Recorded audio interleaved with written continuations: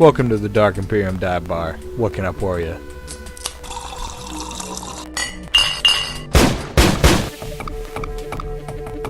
would fucking love to be blasted with flavor. Oh yeah. Oh man, that's a blast. Yeah. It's also kind of. Doesn't taste like fucking pizza. That's bukkake. You buffoon. Oh my god, stop it. I hate broccoli too. Yeah. Broccoli's fucking vegetables are evil. Mini trees is gross. My name is But those Betrayer. don't mean the same things. My name is Betrayer, the Betrayer. Yeah, we're not talking about corn.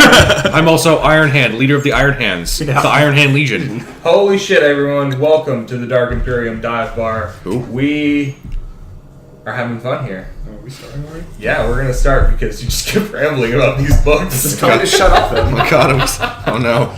People are here. Today we've got Taylor. Who? That's me. Yep. Yeah, that's we got me. Matt. I'm back. Yep. And joining us today we have Nathan. Hey, Nathan. Why do you call you Nathan. You were gonna call me Nate. You just. You call me Nate. You're gonna cut off 3 letters and then add a 4th one. There you go. Okay, so today we're going to be focusing on Codex Space Marines. We're going to be talking about the contents of the books within the framework of viability in the ITC competitive format of 40K, and possibly just rad stuff that we love from these books. Possibly So, stuff we hate too. and very much stuff we hate. But before we get to that, since Nate wasn't there for our first episode, we'd like to give him the floor here to talk a little bit about his own experience playing 40K, when he got started, favorite armies, things like that. How many letters his name has? How many letters his 4. name has. Look, I said I was trying to present you as a gentleman. We're trying. Nathan is a very gentleman name. Professionalism has absolutely Don't no place. misrepresent me. Yeah, that's valid. I'm drinking a Baja Blast. It's pronounced Baja. Baja. It's Baja, for sure. Show Baja. So, Nate. Yeah, my name is Nate. I've been playing since 2010. When some friends and I in college just started playing these big 4v4 games. That was what, like 4 years ago? There are 10 letters in my name. Numbers are hard. My first army was Dark Eldar. I was trying to be different. No, Didn't understand how poison really worked. Was this 7th edition? No, this was 6th edition, so they were using their 5th edition codex. Oh, okay. Oh no. Back when they had their cool characters. Yeah. Now they're all dead. Pretty much. Yep. I guess technically I started before that when I met Josh. Because then I got the Black Templar Battle Force Oh, okay. in 4th or 5th. Matt's Third. eyes just lit the fuck up. It's third. 3rd. Numbers are hard. Yeah, We obviously. apparently have no conception of time here, so whatever. So technically that was my first army, but the first army that I really played with was Dark Eldar. After that, we started going out to the valley and playing games out there in a shop that doesn't exist anymore, where I continually tried to force Imperial Fists and Imperial Guard into the same sort of... I played like 9 to 10 years of this game, and for about 4 of them, I just sucked shit. Yeah, I'm there too. We're all in that boat. Yeah, we're still there. Not me. I've always been great. About 7 years ago, are we naming names in stores? Can we do that? Sure. Are we doing that? Yeah. All right. Sure. A friend of mine and I started playing at a store here called Tier 1, and because someone had given Jean a crap ton of terrain, and she had had one of her employees make these boards that go over the tables, so we'd just go there and play because we couldn't fit a table into the tiny ass condo we lived at. And we're literally there every day after work. We worked the night shift, so we just, like 2 o'clock, we'd get off work and we'd go and play. Yeah. And Gene came over and asked Matt and I if we wanted to run tournaments. Different Matt. Ironically enough, though, we've come full circle. Yeah. Indeed. So we started running tournaments under the ITC format. We just flat out straight started with the ITC format because it just seemed like the best choice at the time. We had just been made aware of it. It had been running very competitive and popular GTs and RTTs. It was working out really great. Matt moved out of state, so then I took over. Around that time, I started really playing Tau and Death Guard and Horus Heresy. Since then, Tau is probably my favorite army, but I've stopped playing them because of personal grievances with 8th. Oh no. Yeah, the big oh no. Oh no. With just Tau in general. Yeah. It's a good thing we cut out those 30 minutes last episode. About maybe exactly that. Well, ran a couple statewide GTs through Tier 1. Just picked up Goodwin here. Matt, Big Gooch Goodwin. That's me. Yeah, the Big Gooch. Is that your... That's a whole nother story. We don't need Yeah, to. it's I all think this that's your Juggalo name, right? No, there's a website you go to and you find your Juggalo name. Right. That's what I'm talking about. Oh, I don't remember what mine was. I need to juggle. We did one. Seems like a thing We we did could... one for John's baby though. I mean, Seems like we could do some Juggalo names as wrap up. Yeah, mine. Yeah. I know mine Yeah, now was the Night Spectre. Goodwin and I are swapping off playing running judge at Tier 1. Fucking keep it together, god damn it. The Night Spectre. It's my Juggalo name. Okay. We're setting up for what we got next month. We got our statewide tournament The state's coming up on the 18th. on the 18th. Yeah, 3 weeks from now. we need to get on the page on that. I need to update stuff. I need to for figure out what AIDS. army I'm playing. And then we've got Battlezone Ursa, year 4. Super excited coming up here in the fall.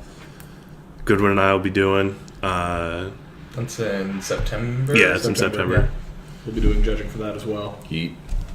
Yeah, so if you happen to be listening to this and wonder if you wanted to come up, see some beautiful Alaska as the snow's melted away, and want to play some 40K, Beat our ass in 40K. Yeah, beat our ass in 40K.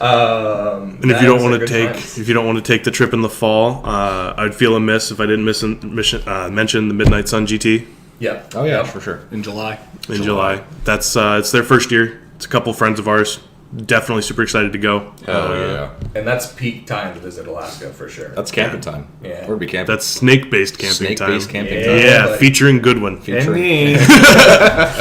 Honorary snake. I'm gonna get Because I killed. brought a boat. I'm literally going to get killed in that.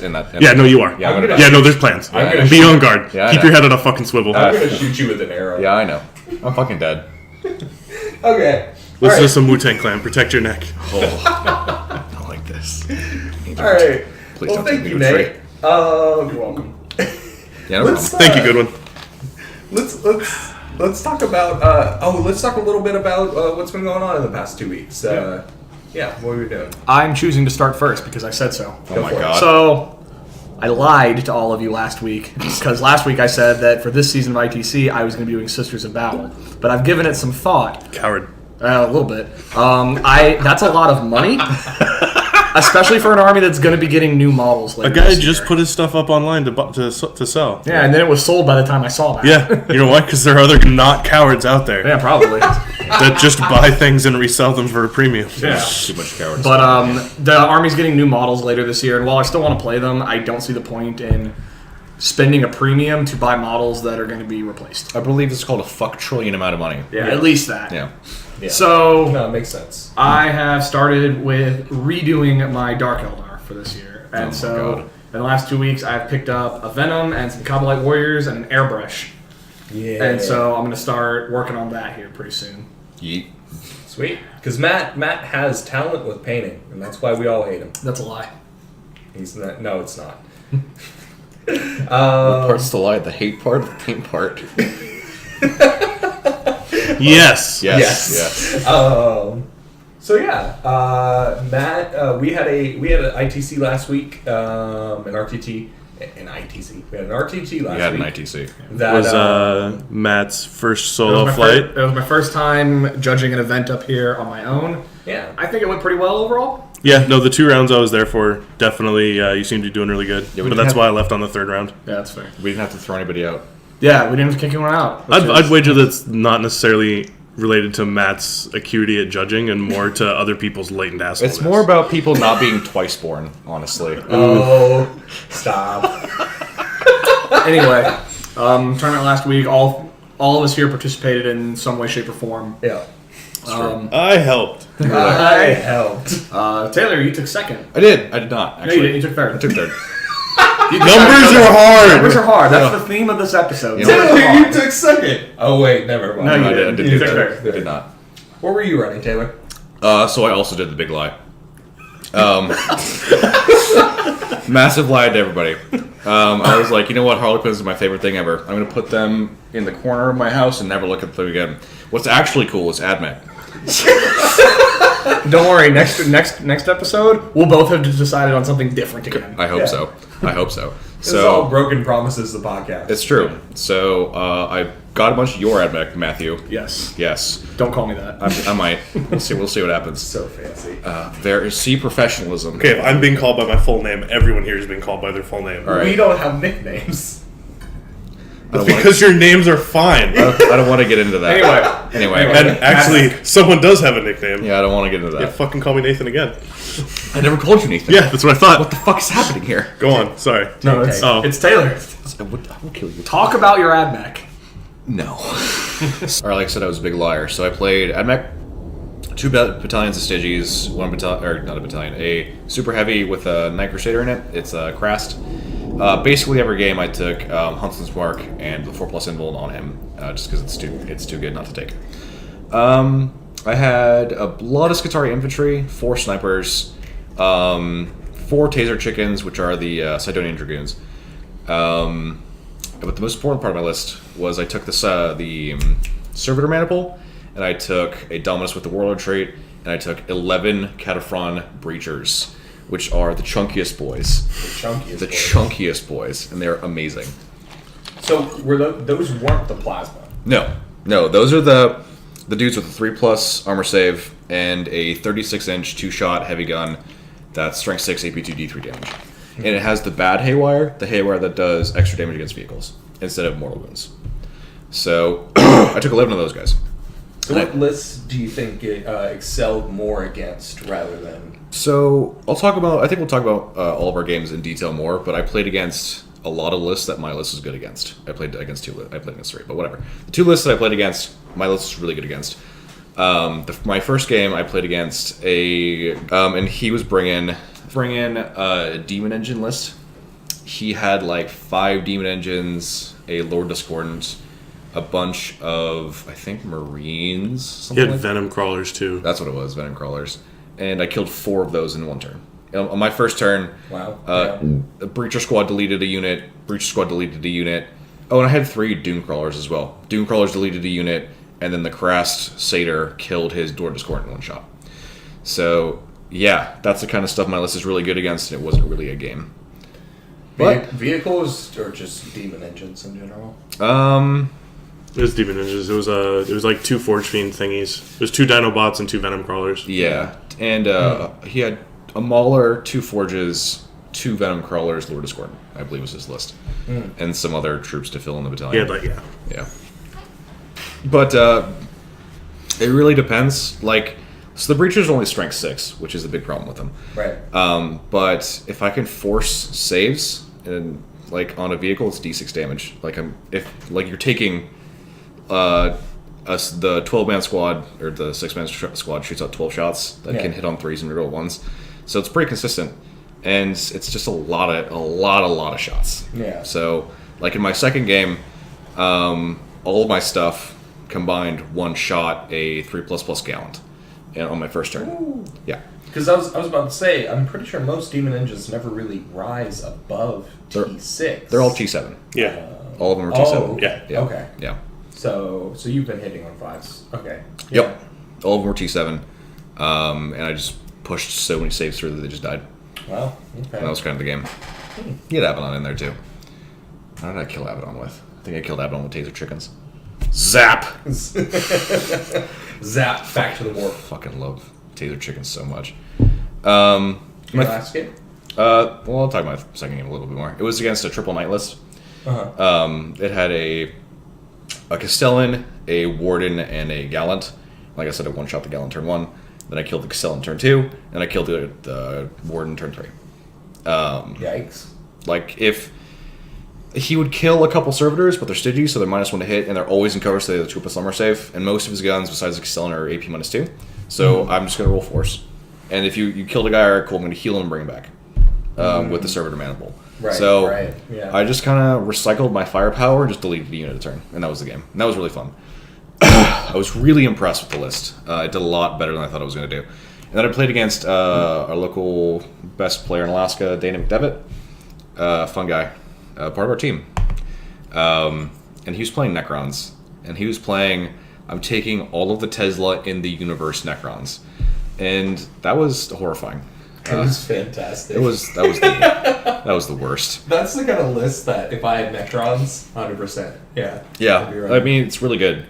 So I love Tesla. he had 3 Tesla Immortal Squads, a unit of like 9 bikes, 3 Doom Size for the planes, and a bunch of HQs. And he had a crawler as well, the one where you shoot at something, you reroll once hit for your whole army against it. Can't remember what that thing's called, but he had that. And I had never played this matchup before, so I was kind of like, let's try some stuff. And it went poorly for me. I got first turn, so I tried to kill a plane, couldn't kill a plane, got it down to like 5 wounds. So that was really bad. And then I marched my chickens up the field, and so I did the math, and on average they kill in a Immortal Squad if I use the +2 to hit stratagem in the melee phase. On average, they kill a Immortal Squad. They killed 2. Oh no. And then both of them stood back up, and then all of my chickens died. And I was no. I was like, oh, okay. Oh no. That was unfortunate. And we had a absolutely massive piece of line of sight blocking terrain in the middle. So the game became, on his turn 1, he flew up all his planes. He took behind enemy lines. So he was going to put all of his planes in my deployment zone and just kind of, here, deal with this. I'm going to get all the points. Fuck you. I killed all of the planes on my turn 2. Nice. Yeah. Nice. So he didn't get a single point off that, which is pretty cool. He misunderstood their stratagem, where you do a bunch of mortal wounds. So he didn't. Flying croissant stratagem. Yeah, so he didn't get to do that, which is why I had a better chance. But he did one-shot my Dominus, which made me big sad. So I marched my Cataphrons up the board to. So he had put his Tomb Blades in the middle of the board, and like I said, there's an absolutely massive line of sight blocking terrain, like huge, that you could hide a knight behind it. You could hide like anything behind it. He was gonna pile all of his infantry in there, control the center of the board, and that was how he was gonna win. So I think I had hurt the Tomb Blades down to like 5 or 6. And I got into a position where I could charge all of my Cataphrons into them. And I was like, if I could kill the Tomb Blades right now, I can remove the unit that's going to remove most of my infantry that's going to win me the game. So I kind of just went for it. And I got, I think, 10 Cataphrons in there. Only 8 were able to fight, so I wasn't able to kill the squad. So I took a gamble on that, and I was like, if I did some quick maths in my head, I was like, I could kill 6. I could. And then I did not. So that was the big decision that lost me the game. And like I said, I hadn't played the match before, so I was really interested to see how. You do a lot of quick maths. I do a lot of quick maths. Yeah. Yeah. I was interested to see how things I did in the match would play out. So the next time I play the match, I can play better. Yeah. So yeah, he just killed all my breachers after that. My knight was still up. My knight did a lot of work. The most unbelievably frustrating part of the game was my Knight Crusader killed. And the Tomb Blades I had killed revived all the way back to full, and then they jumped out, and then my Knight Crusader killed 8.5 of them of the 9, and then they went back behind the pillar, and 5 more of them rezzed, and I was like, all right, cool. Damn. That's awesome. That's Necrons. That's Necrons. If you don't kill all of them, here they come. I just kind of lost all my infantry. It was a closer game than I think I'm making it sound. It was a 23 to 17 point game, which is not only really low point scoring, especially for like the final table, because we were playing for first, which was awesome. Every time I played Danny in the past like 6 months, we're playing for first, and I've lost every time. But I'm getting closer. I'm getting significantly closer. You hear that, Danny? He's coming for Fucking you. coming for you. Don't look behind you. So yeah, that was kind of it. My knight didn't die. Most of my characters didn't die. He just ground out points because I couldn't kill units, and that's how that game went. So like Matt said earlier, I ended up in 3rd, which was pretty cool. I usually end up 4th in everything that I do in 40k. I'm always in 4th place for whatever tournament I go to. So being 3rd is pretty cool. It is pretty awesome. It feels nice. Yeah. To be 3rd instead of 4th. Yeah. Yeah. And It's a whole number higher. Yeah, it's a whole number higher. We had the top 6 people were snacks. Top 4. Oh, top 4. Before Okay, you dropped, it was top 5. yeah. Yeah.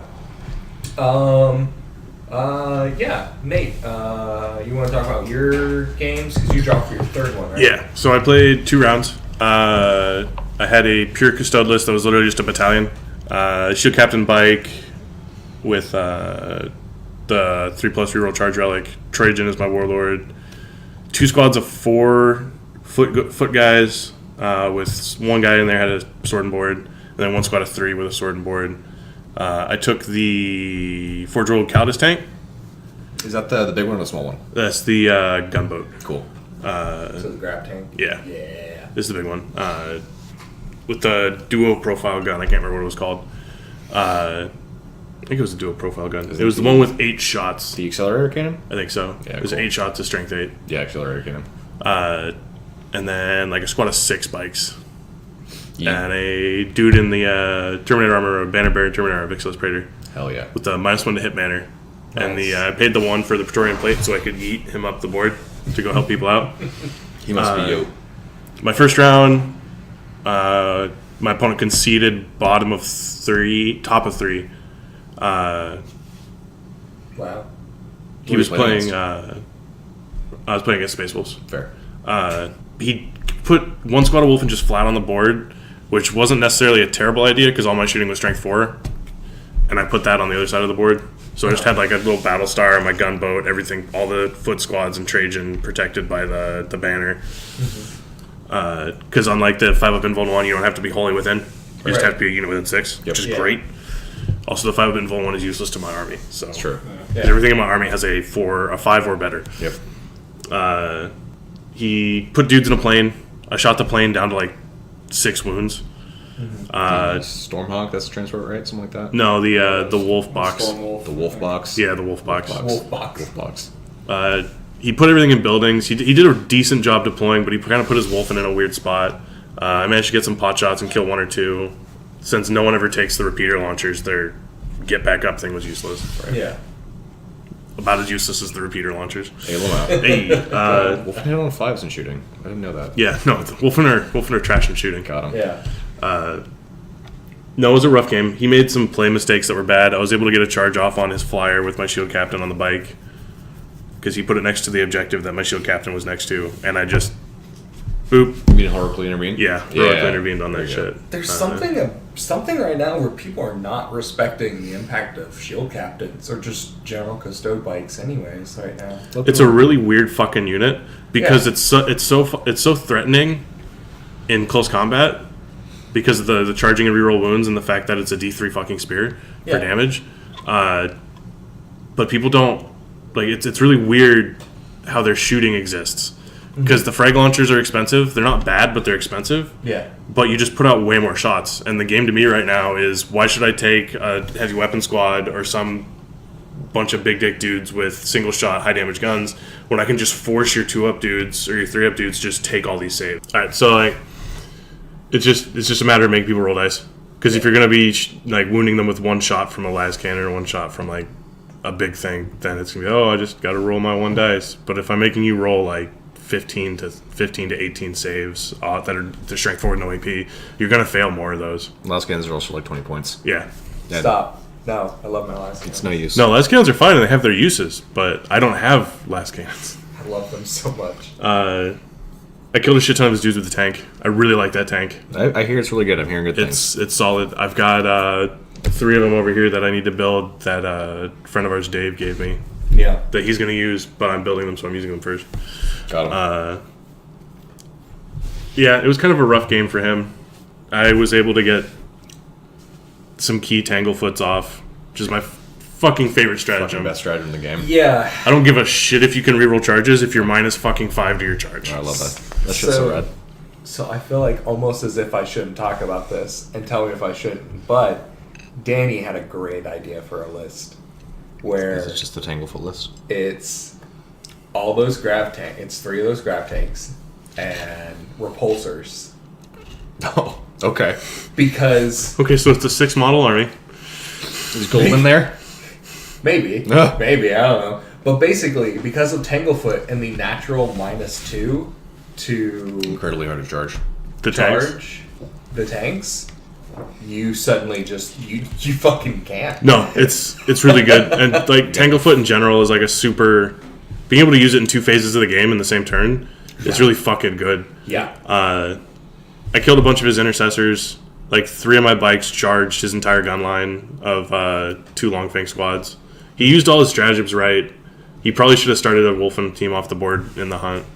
On the Probably. hunt. On the hunt. On the Yeah. hunt. My game 2 was against my boy Joe Joe. and his 4 super heavy list. It was just 4 Baneblade variants. We got Vanguard deployment. Joe, I'm begging you to stop. And I basically just hugged the center of the board. I've been always taking recon because I can get anywhere with the bikes. Behind because I can get anywhere with the bikes. Yeah. And then if I don't think I can always golden light some people. And I have the Terminator dude with the banner that I can do shenanigans with. He basically said he won that game for me. That one model won that game because you've got these Baneblades that are hitting on 4s. Yep. And if you want to shoot any of the things that are a threat that you can see, you're going to be -1, so you're hitting me on 5s. I don't give a shit if you can reroll 1s. They're great. If you're literally hitting me on 5s. For the first time ever, Joe is playing them as regular guardsmen instead of Yeah. renegades. Yeah. Like a coward. It was a really close game. I think we ended 15-14. Yeah. It was 21 to 20. 21-20. 21 to 20. I had 2 models left on the table. I fucked up majorly at the end of... we got all the way to turn 6. We closed the game out naturally. Barely fucking beat him. Yeah. And then power move, you dropped. Yeah, power move I dropped. No, I told Joe ahead of time that I was going to drop. I got to go see professional wrestling. Yeah. Fucking love professional wrestling. Real life anime. It's good. Yeah, it's awesome. It's good. Those don't go together. Saw a man get a picture stapled to his chest. Right. Is that not the most anime thing you've ever heard in your life?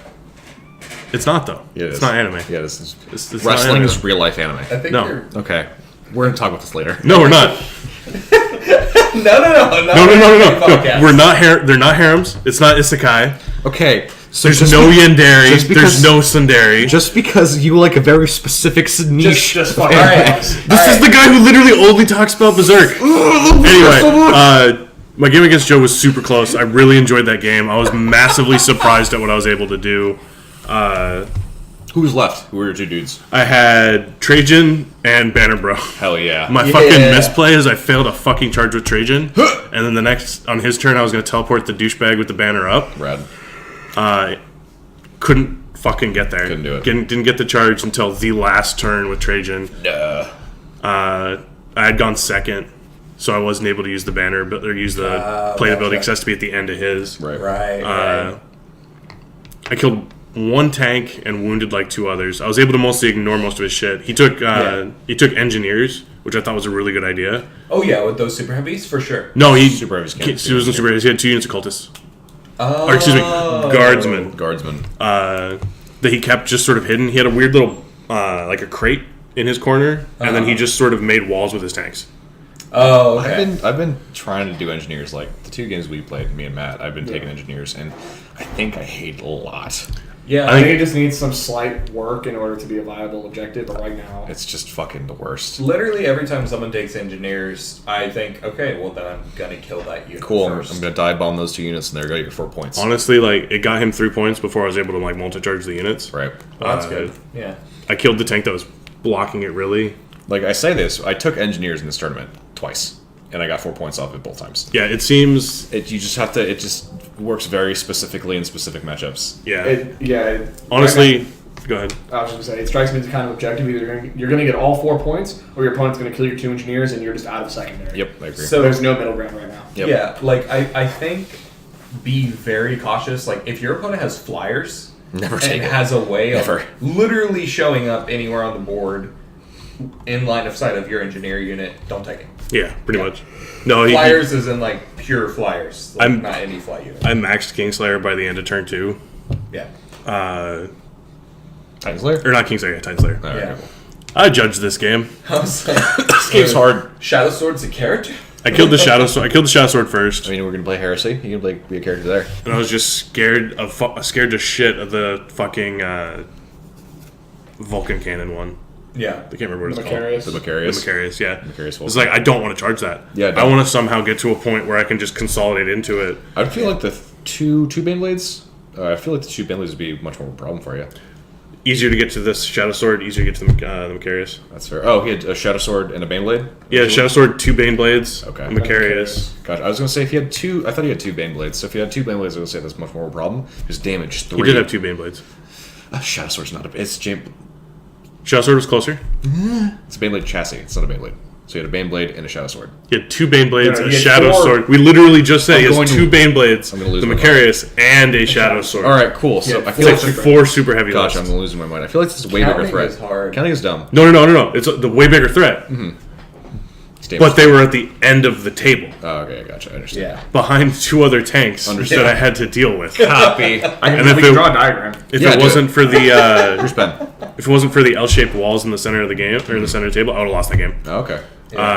The -1 was helping me out, Right. but it wasn't saving me. Right. I mean, hang on 5s. Moral of the story, folks: use terrain in your games. It's true. Use lots of terrain. If you. Anyway, Aaron. Yeah. Okay, good. That makes sense. Matt drew a diagram for Taylor on his hand. On my hand. So Yeah, there you it go. makes much more sense now. So yeah, Thank you. I also only played 2 games. I was having knee issues, so I had to sit down. Go to bed. So first, I brought I am the only not liar here because I actually brought Zinch Demons. I'm not a liar because I never made any commitments. Well, there Makes you you go. lie by default. There you go. No, Yeah. Makes you coward. Okay, so I brought Zinch, and I brought a mixture of Zinch Demons and Thousand Suns, since that seems to be the way ITC is making the Zinch faction work. You can't be Chaos Demons if you bring just Zinch Demons, which is very odd. You can't be chicken, buffalo Zinch sauce, and if you cheese. bring just Zinch Demons. You're Chaos Demons. It's like a chicken nugget with stuff on it. So I brought a battalion of Thousand Suns and a battalion of Zinch Demons. And in that, I had 120 Pink Horrors and 30 Zangor. A couple Demon Princes to round it off. My Warlord was a regular old Demon Prince of Zinch. So that I get reroll 1s for those Pink Horrors, and then also Demon Spark gives me reroll 1s to wound. So that was really nice. That is a lot of models. Yeah, it was a lot of models. I've done this before. It was way less stressful this time. I was a lot more organized. I had cookie tins that I had filled with 30 Pink Horrors, which my first opponent, he was very upset that they weren't actually filled with cookies, which I do apologize. Be more upset if they weren't filled with sewing supplies. They're filled with Salt 3. Yeah. They have Assault 3 inside of them. They're filled with Assault 3. Assault 3, It's yeah. just a box full of Assault 3. Yeah. So over these 2 games, I'm not gonna get too much into it. Over these 2 games that I had, I first played Tau, and I never ended up. It was a really close game. There was only like a 3-point margin at the end. He ended up just not being able to take out all the demons that I was bringing in. What I found from these 2 games is that this list had so many models that it was just oppressive. There were just waves and waves to keep going. In both of the games, I put 60 Pink Horrors in Deep Strike. Yeet. So mostly so that they wouldn't be shot up. So 60 would start on the board. They would try their best to call that, and then 60 more would appear either behind them or just right there on their front lines as well. Meanwhile, Smites.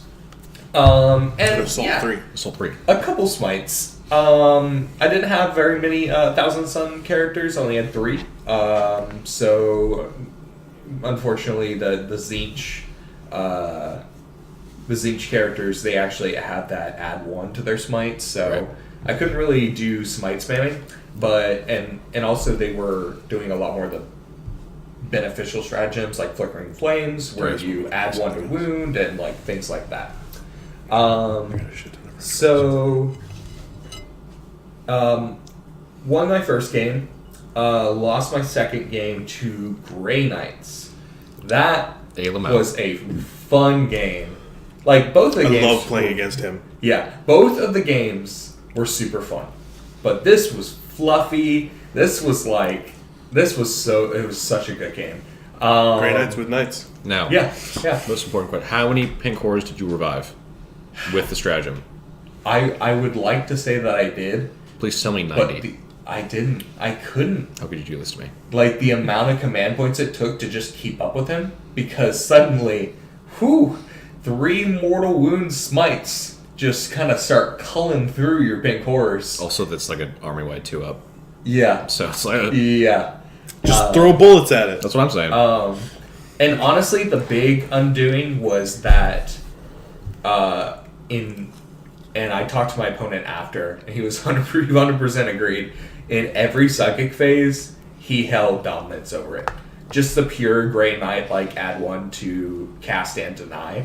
Really good. Yeah, it pretty much meant that, like, I barely got most of my supportive psychic things off. Like, but I was totally okay with it, because it was just so cool. Like, I was laughing the entire game, and just like, Zinch has betrayed me. He's turned his back on me today. Like, it just was such a fun time. Grey Knights making a comeback. Yeah. God, I hope so. Yeah, I've seen a lot of people bringing paladins. Yeah, right? I have so many at home. Paladins, 3 I apothecaries. would love to bring paladins. I have 3 paladin apothecaries and at least 30 paladins. But anyways, yeah, the 2 games were great. I would have loved to play a third game. If my knee could take it, I'll probably be able to during states if I'm not doing something else. And yeah, I will definitely be continuing that list. Spamming pink cores is just absolutely oppressive. If you are thinking about doing that, use the Assault Dice app from Games Workshop. It saved so much time. Yeah, I bet. Now, this might be just to my own error for using it. I can't figure out how to just re-roll the ones. So generally, I would just be like, I would roll and be like, oh, okay, I got 8 ones. Well, I have a Demon Prince nearby, so in person I would re-roll those ones on the table and just add them to whatever the outcome would be. Sure. But yeah, if you have nothing around, use Assault Dice, because nothing slows a game down more than trying to pick up 90 dice and roll them. But Aaron, What? that's fun. It's a power move. If you can fit more dice in both your hands than your opponent can, you won that game. Remember when I played for Aggressors? Sure. Yeah, That was the whole reason I played that list. Yeah, for I sure. wanted to put as many dice in my hand as humanly possible. It is fun, and I did for some of those situations where I did have to reroll ones. I had 90 dice counted and put into a little box on the side. I could just directly pour. Was in it my hands. was it a cookie tin? It was, yeah. It was a cookie. Yeah. I had like 3 of them there today that day. But yeah, awesome list. I'm gonna keep doing that. I might drop 30 of the pink cores. I've run up a triple battalion list that I'm really excited to try out. And yeah, that was about it for that. I had a lot of fun, and to me, that means more than the placement.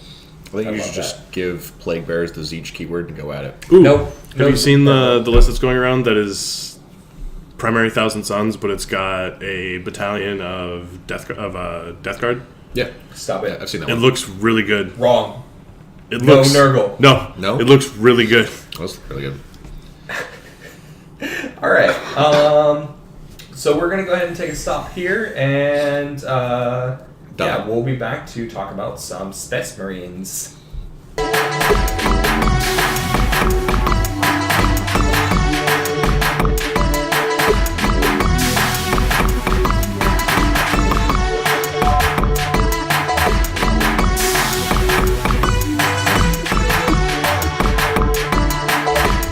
And we're back. Welcome to the Dark Imperium dive bar. So we're going to be talking about Codex Space Marines today. We're going to start, this is going to be the start of a collection where we kind of go through and review codexes of the game. For anyone who may be a little newer, we're gonna assume that you know most roles, like what Terminator armor that can does for a character or things like that.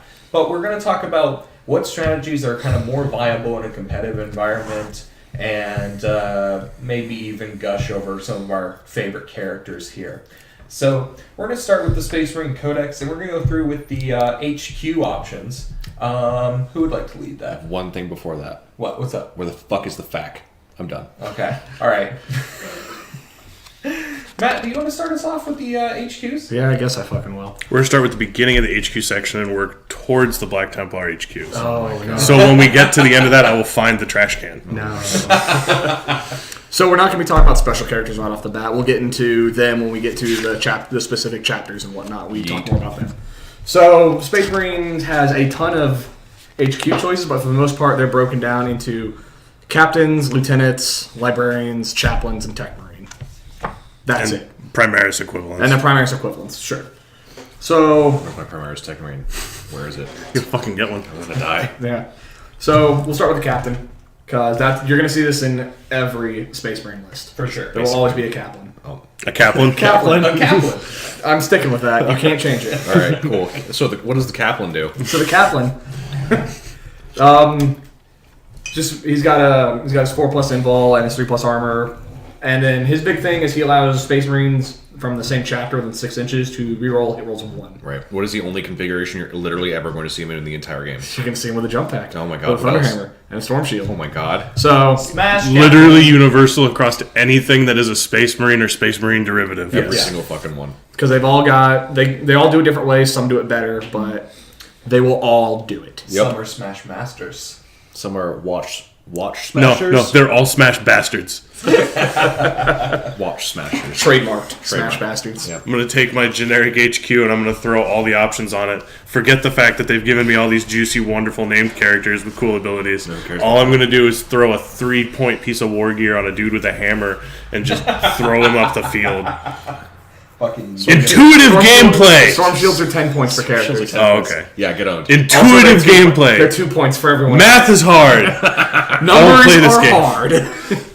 Numbers are big So lag. yeah, you'll usually just see them in that. You really don't see any of these HQs in different types of armor. I've literally never seen a captain without that loadout. No, I Yeah. never see Primaris captains. I always generally see Primaris lieutenants. Yep. That's it. Literally, the only thing that I've ever seen that like I've taken is from another codex, and that would be like a librarian on a bike, basically. Oh, the index options. Cheater. Yeah. You index man. Sidebar, I literally cannot wait until indexes are fucking gone. Yeah, for sure. Run away.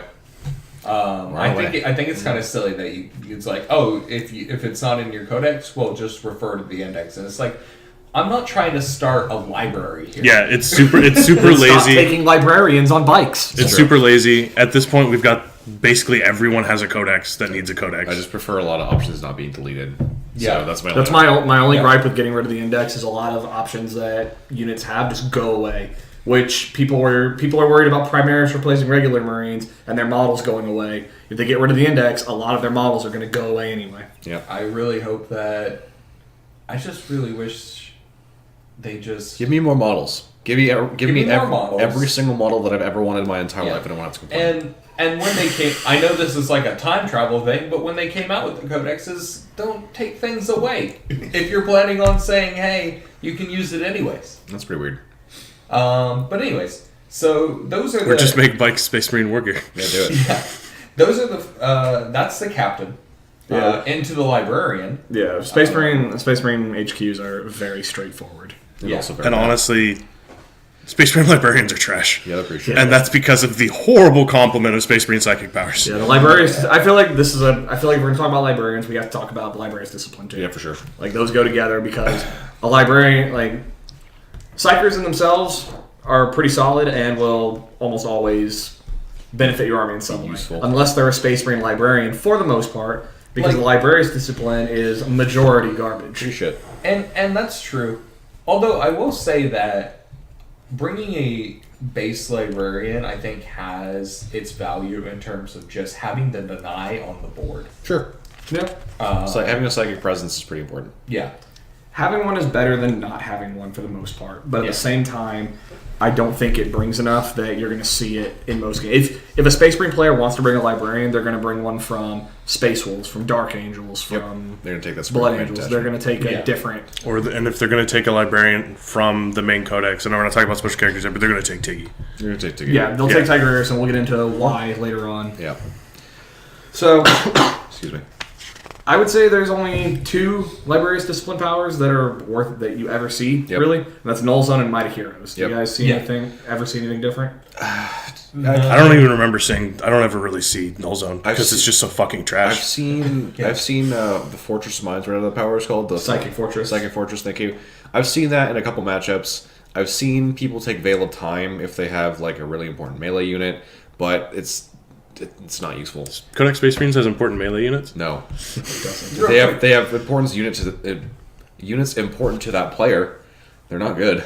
Real quick, do you want to read off for us what those 3 are? So, Base, like... which Veil of Time, Might of Yeah. Heroes, and Null Zone? Yeah. So, Veil of Time is you can reroll charges and advance rolls for a unit, and they always fight first in the fight phase. Yeah. Might of Heroes is +1 strength, toughness, and attacks to a single model. Yep. Not a unit. Put that bitch on a Leviathan. Yeah, pretty much. Yeah. That's where you see that one show. People will put it on a Storm Raven, on a Leviathan Dreadnought, on a Land Raider, something like that. Right. And then Null Zone is a 6-inch bubble, no invulnerable saves for units within 6 inches of the Psyker. Enemy units. Yeah, enemy units. Yep. Which is great. It- That's Yeah. powerful, but it's too small of a range. It's and just If So you get it's- where you need to be, and you have something to take advantage of it, and you get the power off, Yep. then yeah, you could be devastating with that. But the fact that so many things have to line up for that to work, that 6 inches, so you can't deep strike and do it. You can't deep strike and move with the new power, so that doesn't mean anything. You can't. You'd have to make a charge. He doesn't make a nice charge. You can reroll it with Veil of Time, sure, but like you guys are probably just gonna die, and you're not gonna get the benefit of Null Zone in the shooting phase, which is the main phase that Marines take advantage of. It's just not very good. It should have just been Death Hex. I don't see any reason why it's not just Death Hex. Yeah. Some Imperial equivalent. Just- a slight change. Sure. Like Null Zone is quite bad. Like, obviously, the slight change here is that it's an aura. Right. But it's so short of an aura. It's also an 8. It's also an 8 to cast. Whoo! Yeah. Oh no. Yeah, it's the same. it's legitimately trash. It's the same casting value as Death Hex, in objectively worse. So Oh, no. yeah, it's not good. Moving on. Yeah. See, I'm used to my Heretic Psychers, so there you go. yeah. Librarians can come in Terminator armor with a jump pack, or there's their Primaris equivalent. Yeah, we're just gonna see him on bikes or with a jetpack. We're not gonna see him in Terminator armor. Yeah. I think that's really the only option that goes away is the bike, Yep. which I don't No. care. Take it away. I don't give a I shit. love it. I just want the one book. Boy. It's like Space Marines are already bloated on options anyway that no one takes. No, I big agree, but like, also I don't want my options taken away from me. Not that I play this army. I do. I'll wait for a time where we cover Dark Angels to make my case about The majority of Space Marine Librarian lists are bike. mobile. Yeah, but I don't think they shouldn't be. No, it shouldn't be. So why do you need a character that moves 12 to 14 inches on a Because bike? that's why I say I want them to be. I don't think they shouldn't be mobile. I think they should be able to. I mean, it's core. It's a jack of all trades army. yeah, But they do nothing well. they do some things all right. Like you can gear people up with stratagems and stuff, but Can you? What stratagems? you could do the missile shit. The flak That's missile? literally it. The Oh, one the flak missile plus. You mean the thing that one gives you model like a shit ton of mortal wounds? the flak that missile? gives you D3. So he's talking. Okay, so I'm talking about he's talking about a Devastator squad. Yeah. With a cherub, a heavy bolter, and a flak missile, and then you make the heavy bolter shoot twice for 2d3, and then the flak for 3. That's pretty good. That's not bad. Like that's a stratagem that people have used and done very well with. You support it with scouts and Guilliman. I think Guilliman. Guilliman. I don't know. Are we calling him Guilliman on here? I was just gonna call him Guilliman, but you can call him what a fucking Gorilla want. Man. Gorilla Man is fine. With Roboute. There we go. We're just with Roboute. It's a good strategy. Bobby G is my personal favorite. Geronimo. Bobby G. Geronimo. Bobbert the G. That's valid. Anyway, we'll get into him later. Anyways, yeah. So after that, there's chaplains, which Who cares? Yeah. Things that don't exist on the table anymore. Throw them in the trash. Yeah. Unfortunately, they're my favorite. They're my favorite They're easy. generic Space Absolutely. Marine HQ, but they're garbage. They're fucking trash. They let you reroll failed hit rolls in the fight phase, and you can use their leadership, which cool. Who cares? You get +1 leadership, and you get a buff that 3 other characters can apply to you. Yeah, So- unfortunately, this is also something that, honestly, taking a special character with either other Space Marine codexes or anything like that's the only time these are really worth taking. The chaplains, like, it's just... You mean like what is yours? Asmodai? The +1 attack thing? Yeah, those like Dark Dark Yeah, certain Imperium, special Asmodai, certain special character chaplains Yeah, some of them are pretty good. can be worth taking, but Totally. a generic chaplain just doesn't bring anything. I don't think he has a place. He doesn't have a place. Good. No, I don't think he has much of a place. Yeah. Like we'll get into it. We'll get into lieutenants after the Tech Marine. Sure. Yeah, honestly, the Tech Marine is just another character that can repair things. He's like a engine seer with he's a little bit tougher. Yeah. I think I ran 2 at the beginning of 8th with my Predators, with Ultramarines, and they were decent. But if a Predator's gonna die, a Predator's gonna fucking die. Yeah, these won't stop. These aren't going to stop anything from dying. If you have a couple incidental wounds that happen to a vehicle, sure, they can bring it back. But I've otherwise, seen a pretty neat build where you put them on a bike and you give them the Stormbolter. Another index option. Because that gives them at least 8 shots. Gets 8 right shots, and all I think times at 24 and inches. you give them the Thunderhammer with that build as well. So you just kind of run around with Tech Marines with 8 shots and the Thunderhammer. Cool. Brah! Make them Space Wolves or +1 hit melee. I think that's pretty good. I think that's a genuine strategy. I think the only time you'll see Tech Marines really used is when you have one with a Thunderfire cannon. Or you can do a meme like that. Yeah. And then the last HQ that they've got, and this is honestly this is the other one I think that you'll generally tend to see is lieutenants. So that's quite good. Yeah, lieutenants are Yeah. pretty solid. They're 1 less wound and 1 less attack than a captain. Yep. In general, they don't have an invulnerable save, but they allow rerolls of 1 for reroll wound rolls of 1 for chapter units within. And honestly, that's like a really good platform to start your HQs on as a captain. A captain. Captain. A captain. A captain Back to the and a captain. lieutenant. Like probably my favorite thing in this edition is the addition of reroll ones. Because in previous editions of the game, you had everything or fuck all. Yeah. And just being able to re-roll the disappointment of seeing a 1 into a potential another hit is great for the game. I agree with the good feeling. I do not like the way that the Space Marine Codex is entirely designed around we're going to clump our Emporians together, we're going to give them rerolls, and that's a whole army. That's all we do. That's how I lived for an edition and a half with Yeah, and it Tau. sucked. So Well, with I Tau, like seeing that lived with for- other. Yeah, I like seeing it for more armies. For certain armies, I feel like it fits. For Space Marines, I feel like it doesn't. I don't think Space Marines should play like 6th edition Tyranids. Yeah. Because right now your Space Marines are within 6 inches of a character or 2, and they're worthwhile to do something, Yep. or they're not, and it's like you're just not going to. Space Marines, the generalists of the universe, the incision knife of the Imperium, cannot function without a lad standing right next to him. He will fuck off and die without him. I don't like that. I don't like. I mean, it seems like you're being really down on that. Yeah, I am. I don't think it's that bad I because do not think most Space Marine units function without a character next to them. No, true. But I like it's the best middle ground between hiding your dudes in a shifting wound pool from previous editions, Sure.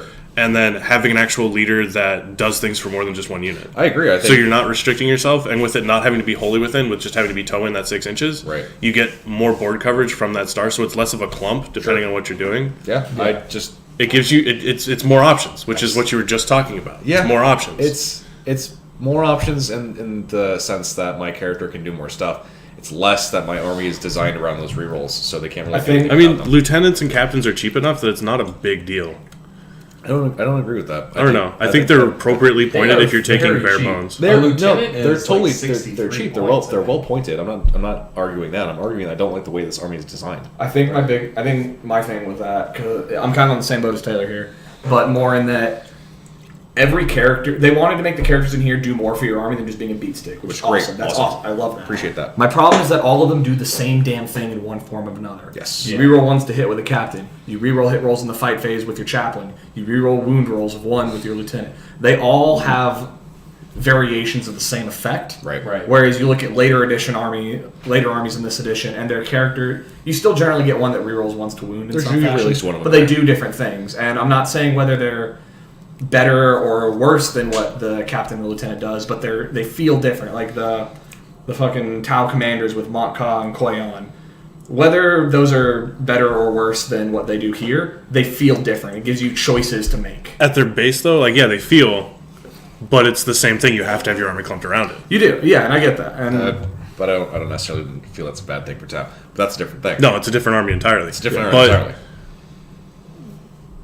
you can potentially do more No. with the two separate characters giving the two different buffs Totally for your army. Not agreeing. I'm not disagreeing Yeah. with that at all. Yeah. I'm saying I think- I don't like that. I think not what we're necessarily com- like that. I think what Taylor and I are coming from here is that when you read about Space Marines and the fluff and whatnot, you see like a squad of tactical Marines land on a planet and go, "This is ours now. Yeah, this is We're my, we're Space Marines. We are fully independent." this is What my are hive tactical city. Marines? Yeah, we'll get to that. Later. That's the next section. I've never seen one of those in real life. Yeah, Yeah. actually. But my point being that when Space Marines go somewhere, every unit can be fully self-functional and can be a force multiplier for anything else there. Right. True. More of them together get better, but this codex doesn't show that. I don't know. I think it shows that decently. Otherwise, you just. I don't know. That's the disconnect between the fluff of the Marines and the actual how Marines work. Right. And I think having the command structure, that's a step between not doing anything and being a beat stick, and not being like guard orders is. Army feels like a guard army, Yeah, it feels like a guard army. which I don't like that. I don't know. I feel like the captain lieutenant combo It's good. is good. Don't get me wrong. It's good. Oh, yeah. It's good. It does good things for the army, but it doesn't do them in the way I want them to. Yeah. So from there, that's Yeah. all our HQs. Right. So moving on from there, we kind of have the troop section, where you got the tactical squad, All three of them. the intercessor squad, and the scout squad. I'm seeing an entry called Tactical Squad. I don't think that exists. Yeah. So if you're playing competitively, you unfortunately never see the tactical squads. They're the You can in beats. some SKU lists that don't do terrible if they take a bunch of them. Sure. Yeah. But generally, you're just going to see scouts, or if they're wanting to, running intercessors. Yeah. Intercessors aren't bad. They got So that good point now. drop. They're good. Yeah, they're good now. So scouts, 10 points less for a squad, and they just have a worse save. That's what it is. They Yeah, have a 4-up instead of a 3-up, They- but they get to infiltrate, And they also deploy, get cover bonuses. and they get cover bonuses if you give them the camo cloaks. You have to pay for it. So Two yeah, you points do to have go. to 3 pay points for a it. model. 3 points model. Cool. Yeah. So honestly, if you are playing Space Marines, any adaptation of Space Marines in ITC, scout squads can be essential to your army. You probably have scouts. You will probably score several secondary points, especially in the earlier turns, just because you have scouts. So it's good. Um, They're good roadblocks. They can move. They set on objectives for at least a turn. I like them. They're good. If you deploy them right, you can use them as really enjoyable character blocking. True. Yeah, and really, really great recon units Sure. that your opponents have to then divulge time and resources to hunt out, Or ignore them and give you points. or ignore them and give you points. Yeah, Because, I mean, a scout squad with camo cloaks and ruins is Relatively pretty hard- fucking annoying. Really hard Yeah. hard to remove for its points. Unless you shoot 6 custode bikes at them. Yeah, that's fair. That's valid. and then scouts can also, they have a little bit more Jinx. options in terms of. I mean, actually, I don't even know. TAC Marines can take snipers. Yeah. No. No, okay. No. So scouts, you got the sniper rifles. People usually don't really take sniper rifles. For I see a Space decent Marines. 50-50. I personally, I give them nothing in a heavy bolt there. Mm-hmm. Yeah. It seems That's like how I a like. points dump. If you're gonna give them, I mean, now with the beta bolter rule, it is nice for them to have the bolters, but it seems like if you see a Marine squad with a scout Marine squad with sniper rifles, it's most likely been from a points dump. Yeah. Like, oh, I have. All I don't these know. leftover I think there's points. reasonable strategies when building a list. I think there's Where if you're going to take scouts with sniper rifles, then that's going to be not necessarily a point sync that you're doing. It's like, oh, I have extra points, but more of this is the list I'm building with all these scouts. Yeah. I've got some kind of redundant rerolls, whether through lieutenants, special named characters, and then I can taking scouts for damage. They're next to Golem. yeah. They're next to Golem all the time. That's it. Or the Dark Angels, because reroll ones is pretty good. Yeah, I feel like scouts with sniper rifle. If you're just taking scouts because you want cheap HQ or cheap troops, so you can do something else with your list, Yeah. don't fucking put points into them. Yeah. But if you're gonna have them be an actual key part of your list, then yeah, definitely do it because scouts with camo cloaks and sniper rifles, I still think are really good. I have never and never will put options on my troops. In every single list I've ever played, since I started playing this game competitively, I've never put like a weapon upgrade. That's fair. Like, I feel like for maybe tactical squads, that's a good point. Yeah. Because you got one dude with a plasma rifle. It's like, who cares? He's It's nothing. If you're taking tactical squads, then you're doing something in your list. That's different. Yeah. But if you're taking the scout squads, I think depending on your list build, sniper rifles have a place. I think it's a good place. And keep in mind, we are talking about a more competitive IPC environment. Like, you will see battle reports all around YouTube where people will bring really fluffy lists and they'll have their tactical squads, and one dude will have his plasma, and oh my gosh, he'll have this really crazy moment where he finally blows up that tank. He blew himself up. Or blows himself up. But that kind of stuff, the reliability, the point sync, everything like that just does not fit in the competitive environment. And so probably I'd say Scouts is probably the biggest troop that you see bring. It's honestly, out of the three options, I think it's the most versatile. Because if you look at Intercessors, they have the 3-gun options. You're really only going to see one, maybe some of the other. You're never really going to see the Stalkers. You're only taking You will only ever see the bolt rifle. Because with the points changes on them now, Yep. The bolt rifle is free. And Everything else is not. Everything else is not. And as someone who's run an army where your basic troops shoot at 30 inches, that's really fucking good. Really good. And then the beta bolter rule on top of it just makes it that much better. Yeah, For sure. I think we're seeing a lot more Intercessors there with Scouts. So the difference with Intercessors is the wounds and attack. It's everything. Yeah, they're a lot tougher. Yeah. For only 20 more points, they're a hell of a lot tougher. They still have that 3-up save, and they have more attacks in close combat if they happen to get charged. Yeah. 30-inch AP minus 1 forge. And honestly, like, combat squads. I don't want to gloss over combat squads. Combat squads are really fucking good. It's somewhat universal throughout the Space Marine Codex. Every Space Marine can do it. Yeah. It's really fucking good. It Especially can throw with the people. rule of 3 now. Yeah, it can throw people off. You can give yourself essentially another unit out of one unit in case you're worried about board control, in case you want to make sure you can have objectives and still move your shit around. It's really fucking good, and it can throw people off. It's great too for like for instance, kill point objectives that your opponents have marked you with. You gotta Mark for death. Oh, okay. Well, I'm gonna combat squad them for like and then you got to one deal CP, with it. and now you have to kill 2 troops to get that 1 point. Or like Devastator squads. Yeah. You just get a free tactical marine squad out of it. It's true. Yeah. If you take a 10-man squad, which isn't taking. I'll talk to him when you get there. You don't even have to. You don't have to spend any CP to combat squad. It's just a rule. You just do it. Oh, okay. They just Yeah. do it. Yep. The stratagem you're thinking of is you do that during the game. So like turn 2, you could separate a squad of 10. Yep. But combat squad is just a rule they do, and it's just during deployment you split a 10-man into 2 5-mans. Oh, okay, gotcha. So yeah, that's the essence of the troop choices.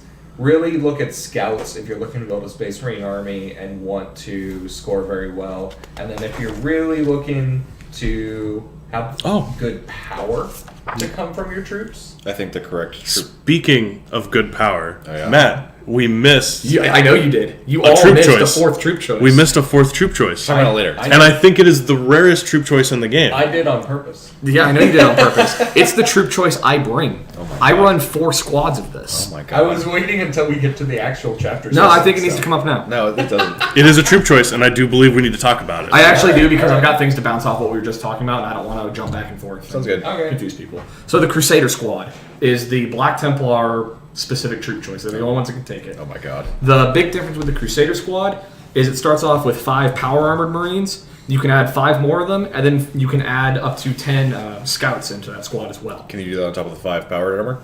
Yeah, Yeah, You can have 15-man You squads. can have up to 20 in this squad. 20, there you go. Cool. Yep, you can have up to 20 in here. You have to have, so you can just have up to 10 scouts and up to 10 Marines. You have to have a minimum of 5 Marines in there. Yeet. The other benefit of this squad, which a lot of people gloss over, is with the normal Tactical Marine squad, you can have 1 special or heavy weapon for 5-man squad, and then at 10 you can take another one that you haven't already chosen. Gotcha.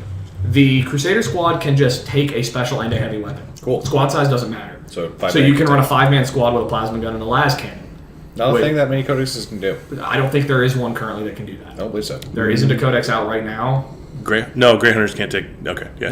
There is no codex out right now that Not can take a troops, 5-man squad with a heavy weapon and a special weapon in it. Cool. And if you really want to, you still have your sergeant in there, your sword brother, who could take another combi weapon. Right. So if you really want to drop the points, you could have a plasma gun, a combi plasma, and a las cannon in there. I love these squads because being able to bring that much firepower and that small amount of a footprint on the board and points is very useful. Your troop choices are contributing to the fight from the very beginning. Right. They're still not that expensive in the scheme of things. You don't have to dedicate 5 extra models to get the warrior bonuses. Exactly. You don't need to make a 10-man squad to get both of them. It's just you're paying for the 5 dudes and the weapons, and that's it. It's pretty useful. That sounds like I'd be literally terrified to do that because you're losing so much if that squad dies. But you're really not, because they're not that expensive. You're losing 5 Space Marines. And you also have the ability to keep those power armor guys alive by assigning wounds to your scouts. Yeah, so if you wanted to if you did have the points, you could throw some scouts in there for cheap ablative wounds. Actually, they're called neophytes. Fuck. Got him! Do not argue with me on Black Templar. I will. So if you have the points and you want those ablative wounds in there, instead of assigning more initiates, more full Space Marines, that is what they're called. What the fuck? Instead of assigning full Space Marines, I have the book in front of me, Taylor. You see how you can tell? You can add if you in look scouts. at their saves, initiates are a 3-up save, whereas neophytes have a scout profile. Oh my god. Oh my god. So whether you want to add those extra ablative wounds in there or not, you're either just getting rid of scouts and not getting rid of anything, or you're bringing a bare bones 5-man that puts out much more firepower than something of equivalent cost would normally be. Yo. They're with only 5 dudes. They're easy to hide and cover. They're easy to move around if need be. I think they are. Unfortunately, that's the only way to run them, which isn't at all how you would normally see Black Templar run in previous editions. I think it's bad. I mean, you would see this build, but you would also see the 20-man squad with chainswords and bolt pistols running across the board. Right. I think And you won't see especially with the bolter rule. Yeah, especially with the new bolter rule, that having like that 5-man squad it contributes to the game from the very beginning, and it doesn't matter what you're playing against, you'll be able to handle whatever. And I feel like if intercessors didn't exist, this would probably be a better way to take advantage of the bolter rule. I don't like the squad at all. I love this squad. I don't like the squad at all because I don't like putting. You don't like putting anything on troop choices. I don't like putting. No, you don't have to put things on troop choices. You just give everyone a bolt. No, the scouts can only take. Scouts take bolters. You take bolters. I couldn't remember that if part's totally they fine. couldn't. That Yeah, part's totally because I fine. feel like you've got a 20-man Space Marine unit Right, with bolters, and you're just either going to stay stationary and shoot, or you're going to walk up the field, and you're going to be able to take full advantage of that bolter rule. That's fine. I would much rather take intercessors. I mean, if intercessors didn't exist, That mindset, I think, comes from a lot of what 8th edition has done, where your troop choices don't do anything except hold objectives. Right. With this build, when I bring this, I've got about 8 squads of these dudes. That's fair. And so they provide anti-tank and anti-heavy infantry Yeah, that's what those that guys. I don't need the rest of the list to do. I don't need I don't need devastators anymore. I don't need this. I don't need valid. that. My troop choices do it. That's totally fair. And so it is about how you build your list from the ground up on where you run that. Right. If I was going to bring other things in this codex to do things, then I don't need that, and I'll just Right. take scouts Yeah. or intercessors. Yeah. So if we're gonna go into Legion specific stuff right Chapter. now. No, we're still legions now. We're back to my legions. bad. Do we want to go back up and revisit HQs? And I just wanted to talk about the Crusader squad while we were in troop choices because I had a lot to bounce off of with what we're talking about with scouts versus intercessors. I have something to add. It's a critique of the page of the Crusader Squad. No. Yeah. It exemplifies the options you can take well, as there's a character with a power. There's a Space Marine with a power sword and a Space Marine with a power fist.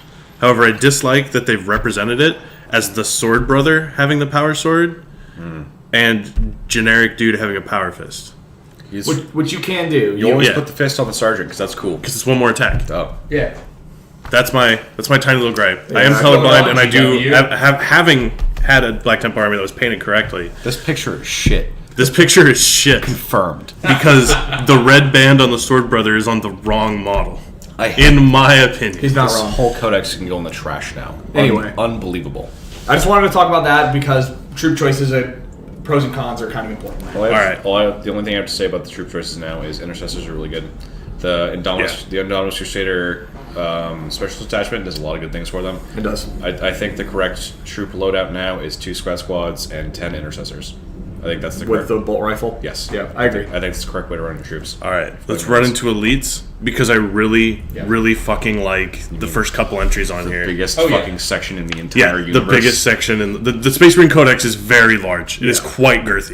Unfortunately, it's a lot. It's very redundant in its things. Its girth is almost undeniable. It's true. Almost. almost. With no karaoke. So the first 2 entries in the elite section are Primaris Ancients. Oh my God. Probably my favorite fucking addition to this codex. Ancients are cool.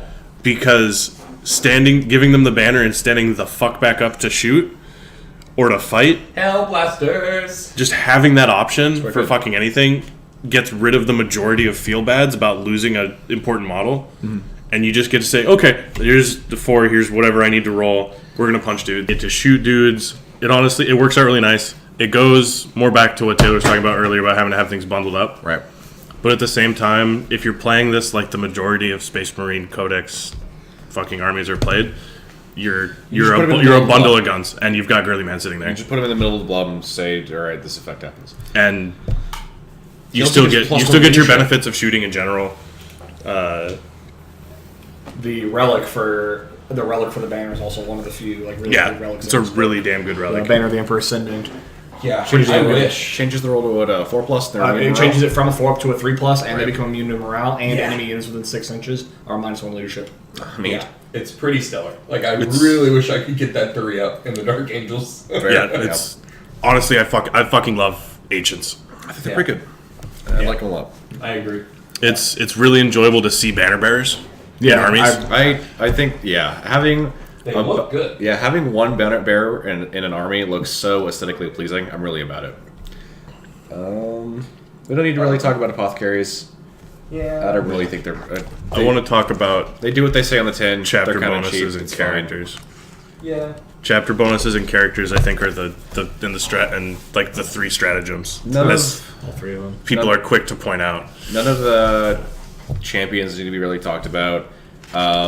Terminator squads are still... Terminators are pretty pricey. Terminators. Yeah. Everyone knows what they do. They keep getting cheaper, but they still don't become worthwhile. No. The advent of the Beta Bolter rule has definitely... Makes them interesting. They have a place. Yep. I think a squad of 5 of them dropping in like a back line or on like a side area is... They can bully some guardsmen. Yeah, like you're never gonna beat a close combat unit with it. You're never gonna outshoot something, but at the end of the day, you drop them in next to someone's loyal 32, and they're gonna have a hard time stopping them. You can run at things that are not meant to kill them, and they'll be fine. Yeah. Usually. I still think. Oh, sorry, Aaron. Go ahead. Oh, no, go ahead.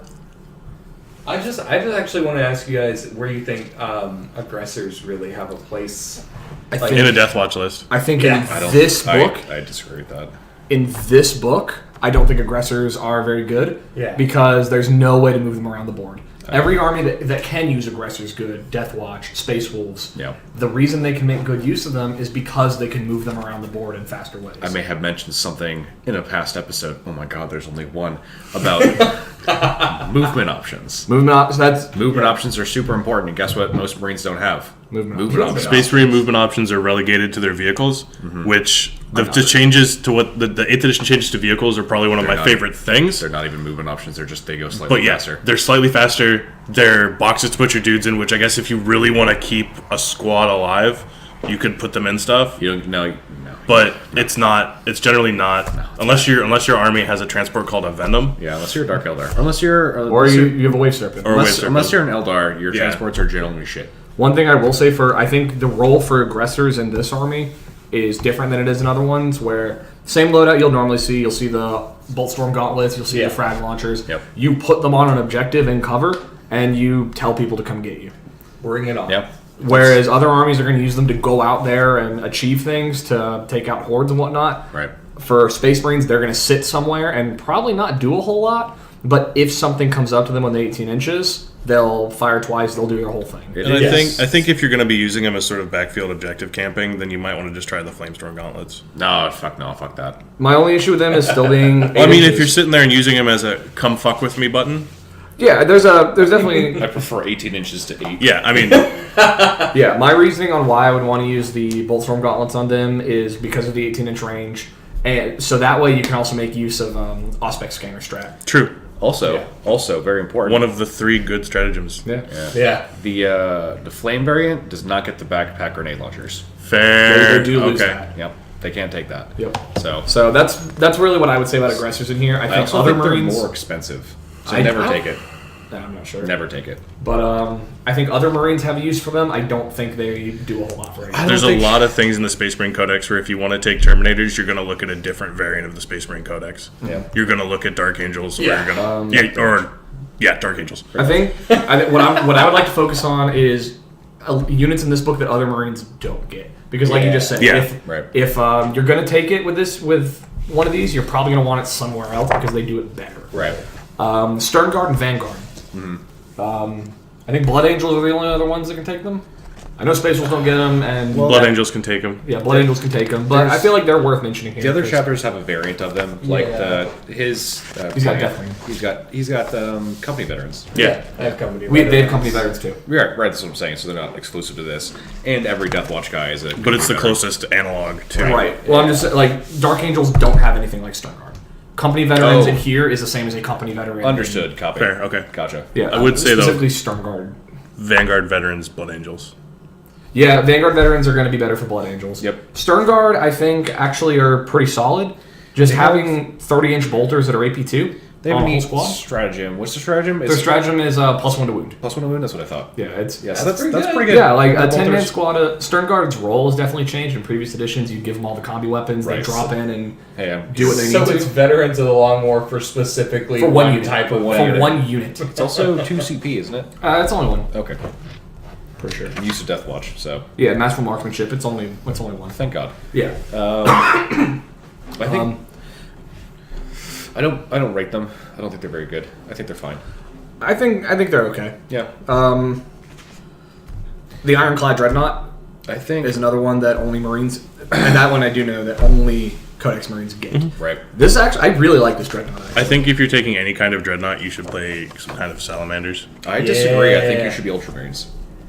Well, Yeah. yeah. I Yeah. mean, a Dreadnought Guilliman gunline army is great. So but I think we need to. So even removing Guilliman. Yeah, I think if we're gonna talk, we'll have to separate. Because When there's we say Space Marines Ultramarines- according to Girly Man, and then there's Space Marines without Girly Man. Yeah. Even removing Guilliman, I think you should be Ultramarines.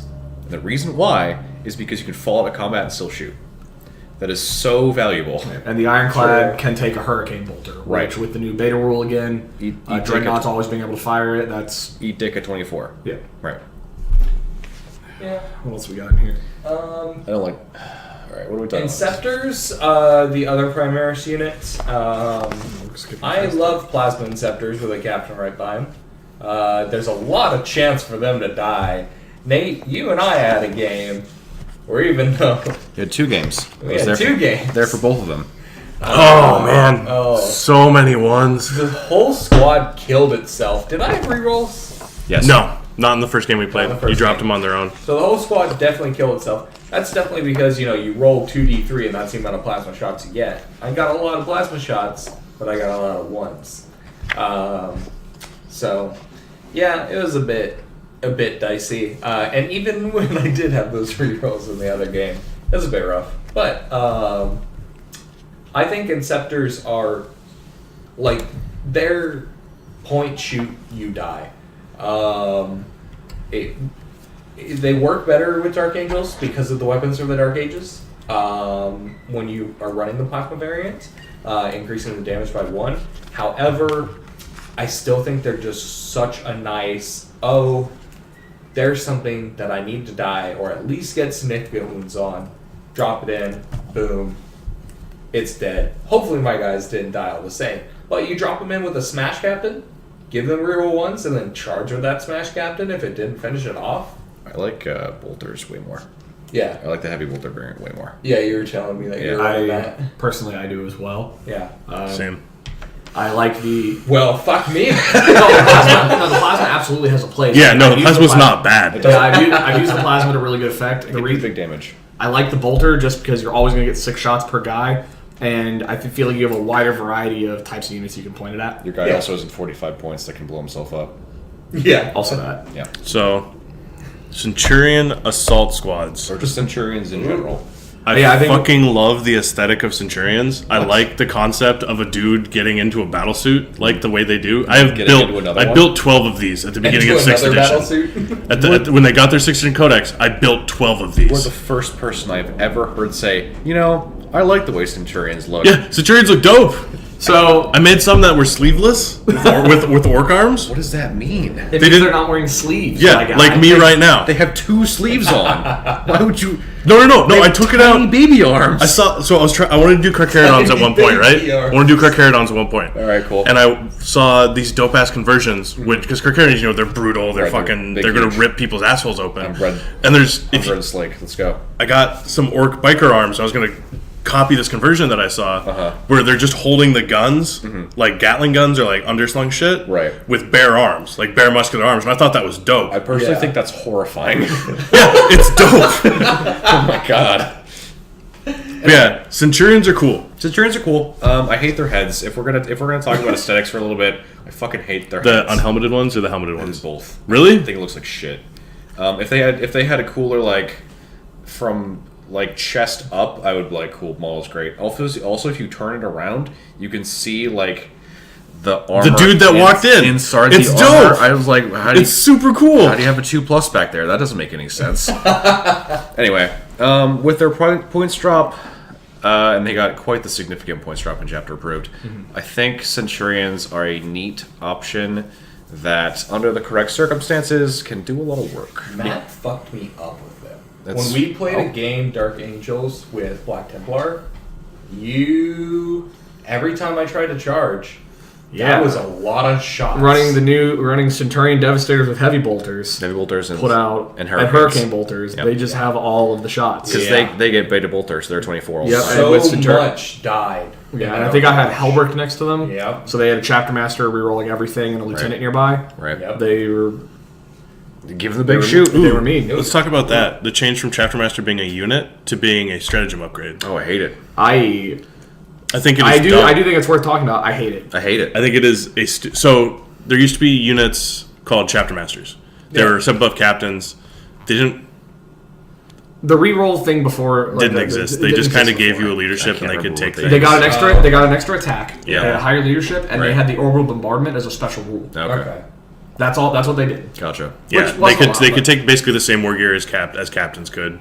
They were just if you wanted to be cool. Right. I like being cool. And orbital bombardment wasn't terrible, but it was the scatter template, so you could go wildly off course. Yeah, but it was neat. The big thing about them is they got the extra attack. I understand removing them because of the superfluousness of their profile, but I think with how Chapter Masters give you the full rerolls now, keep it a unit. Keep it a unit. I understand the thought process of, I don't want to have just a ablative, here's a full reroll thing that's not like a Lord of War stuff. Yeah, well, I don't want to pay 3 CP. That's my big thing. Yeah, so it's 3 CP to get a margin to get full rerolls. I don't think. Because certain chapters in here have their Chapter Master as a special character. Right. It's one of those. Do you want a Chapter Master reroll? Play one of these chapters or spend 3 CP. I hate it. I can't. It's like, are you not playing? Because what is it? It's Raven Guard, Crimson Fists, Black Templar, and Ultramarines have their Chapter Master. Does Lysander? Lysander is he's not a Chapter Master. I know he's not, but I didn't know if he had the rule. No, he doesn't. Okay. No, Shrike does. Right. Because he's a Chapter Master now. He is. He got promoted. Yeah, he did. But his stats didn't get promoted. He still has captain stats. Yeah. Yeah. That's fine. But they're all reroll batteries, anyways, as we noted earlier. But it's basically, are you not playing one of those chapters? Cool. Spend 3 CP to get something that these other ones are doing just by spending points. I can't stand it. Yeah, it's. If they really wanted to do that, I think either. And I understand they hadn't gotten to this sort of mentality when this book came out, but either do something like what they did with the Tau Commanders, where you can only have 1 per detachment, which is shit. We'll get into that one later. It's shit. We can talk about that later. Yeah. Or if you really want to make it a stratagem, make it like 1 or 2. Sure. Or if you make it 1, I would say make it 1 and then just say you can only use this once per battle. Right. And that's fine. The only thing I think needs to be said about it, or that I want to say about it anymore, is this is fucking stupid. The Death Watch Codex has a unit called a Watchmaster, which is exactly what we're talking about. It's a 130 point model that is a watch, that is a master, a chapter master, but you can take multiple of them. Yeah. It's like I think it should just be a unit. It should be a unit. ridiculous. Anyway, moving on. So what do you think? Is there anything else we want to touch on? We got It doesn't even Hellblasters. boost your stat lines. I don't think Hellblasters It's so are very good. fucking bad. Hellblasters are good. There's armies that do them better, I don't like but them. Hellblasters are good. I don't think they're very good. Make your case. No. They're Primaris Marine stat line with a 30-point gun. That are you not within 15 inches? Are you getting shot at with autocannons? Are you getting shot at with Avenger Galleon cannons? Are you getting shot at with every single popular weapon profile in the entire game? Cool, eat shit. So, outside of a vacuum, I think Hellblasters are really good. I just put everything outside. I took them out of the vacuum and put them in the dirt, and that's why they're garbage. So, in the context of having a whole codex to back them up, the Hellblaster Blob, Banner, Apothecary, Girly Man, Yeah. I think is potent. Not as potent as it was, but I still think it's potent. I think a lot of things can be potent if you put all the buffs on them. I don't think they're worth the buffs. I think they're Marine units that move 6 inches and get shot and dies when it gets shot at. My issue with Hellblasters is while they can be very potent, and Yep. if you go against the right thing with all that, they'll just decimate things. Right. But if they don't get the chance to do that, say something shoots them first, then they're just a Primaris Marine. They're gonna die. Even if they get the chance to shoot back beforehand, they're still gone. They usually also And shoot then- one shot. They'll usually get that one shot at that point in time.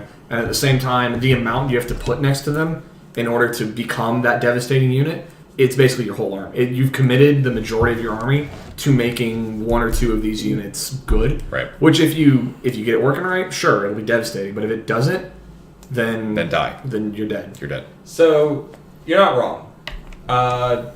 Dark Angels definitely, or Hellblasters definitely have a better place in Dark Angels. Mostly because of that info that Azrael can give. But we can talk about that when we talk about Dark Angels. But I just wanted to mention, funny game, if you've got a Dark Angels Hellblaster friend and you have Hellblasters with Ultramarines, play each other and play ping pong back and forth during each of your shooting phases. Because both of your banner bearers just keep having people stand up, and it's a ping pong fest. If you want to get maximum pong ping, don't do it with Ultramarines, do it with Crimson Fist, and at the end of their shooting phase, shoot them back. Yeah. Anyway, I think there's only 2 units really that are worth talking about left in this codex. The Hunter and the Stalker. Yes. Yes. Actually, I think they are exceedingly toughest better 8. than they used to be. They're toughness 8 and no one realizes I don't even know what those are. Exactly. So, God. those weren't actually the units I want to talk about, but we're talking about They came out Very cool. with 6th edition Here, most of Space them are Marine rad. Codex, and there was a single missile that they put a servitor inside, Oh, yeah. and it cool. would track. So if it missed, you could roll to see if it would keep going. Neat. For the rest of the game, it followed them. That's fucking awesome. The other option was like a air-based autocannon that was actually not bad. Sure. I don't think could you take. I'm thinking of Sikaran with could not take Jinx saves. No, I think that was this one. I Okay. don't remember for sure. However, the problem for them in that edition that they don't have now, and which is why. So they've got the... Was the missile one shot? No, it's just they had Skyfire. Yeah, They okay. only snap fired against... So instead of adding 1 against Yeah. fly, they Hit on 6. could only hit on 6s. Yeah. Skyfire is not a rule that I miss. Yeah, no, thank God. But they're cool looking tanks, They're toughness 8. and they're T fucking 8. Yeah. Sure, cool, whatever. Because the cool thing about the Hunter, since we're talking about it, the Hunter is only 90 points. Okay. Yeah. It's got the missile on top is strength 9, AP3, D6 damage. It adds 1 to hit against fly, but doesn't subtract 1 against not fly. Okay. And it just rerolls failed hits. I literally just had such a hard time finding. Yeah, because no one even knows about it. All right. Yeah, Yeah, no I one, think they're cool. But the 2 units I actually feel like that's really left to talk about in here. Guilliman, obviously being one, we've mentioned him a lot here. Guilliman is the linchpin of a lot of Space Marine lists. Yep. The other one is the Thunderfire Cannon. Actually, I think that's what we're going to talk about. We can talk about this two first. Oh, you had another one? Yeah, the repulsor. Oh man, it's not in here. What the fuck? Okay, so I was gonna be snarky and talk about like the last cannon. The Terminus Ultra? The Terminus Ultra. food. Yeah, go. I want to talk about the Thunderfire Cannon because every time I play Space Marines, I take it. Yeah. Every time I bring my Templar, I bring a Thunderfire you Cannon because I absolutely think it's incredibly useful. Its firepower is decent. It's Fine. 4d3 heavy bolter shots that don't need line of sight. Yep. With a 5-foot range. That's pretty good. That's solid. Yeah. Like, I'm about it. there's nothing bad about that. Yep. I think the the biggest part about it actually is the stratagem that comes with it. It's also 68 points for that layout, question mark? It's like 80 something. Oh, okay. It's under 100. Gotcha. But the stratagem for it is 1 command point. You have -1 to wound. Yep. At anything you're firing at with it, which kind of sucks. You're not going to hurt things as bad. Right. But anything that is hit by it has its movement characteristic and the result of any advance or charge rolls. Right. And that is It's that limited? doable. Is that limited to anything? Like fly? You can't do it on Titanic or Fly. Yeah, that's the one shit. Oh man, the things that are dominating the meta. Yeah. To that matter, no. But I have personally had it where I had. Let me see if I. To that matter. Oh no. So I have actually had it where I had Deathwing Knights, 10 of them, deep strike behind. This wasn't against you. Okay. Deep strike behind my Thunderfire cannon, Right. and they failed their charge, and then it was my turn next turn. Right. I turned around with this, hit them with the tremor shells. Uh-huh. Did you know Terminators, they have all their movement and advance and charges, only have a 2.5-inch move? Oh my god. Yeah, so that 9-inch move made them have. They were 9 inches away, Right. moved 2.5 inches towards me, so they were still over 7. Oh, no. And then had to roll. They couldn't make that charge Right. because they would have to roll a 14. Yes. So for 2 turns, because I did it again the next turn. Right. That's fucking awesome. You can cripple certain, and obviously that's like a weird situation. I think- But my point being, you can cripple certain armies. I think- At States last year, I did this to a Gene Stealer, a Kraken Gene Stealer. That's what I was blob. gonna say. Yeah. Yeah, I did it to a Kraken Gene Stealer blob, and Pull instead your of going, fucking shirt down. I will absolutely not do that. Fuck I yeah. hope the mic picked that up. But yeah, best unit is to do this against is obviously G-Sealers. Yeah. Or anything that can advance the charge, like Harlequins.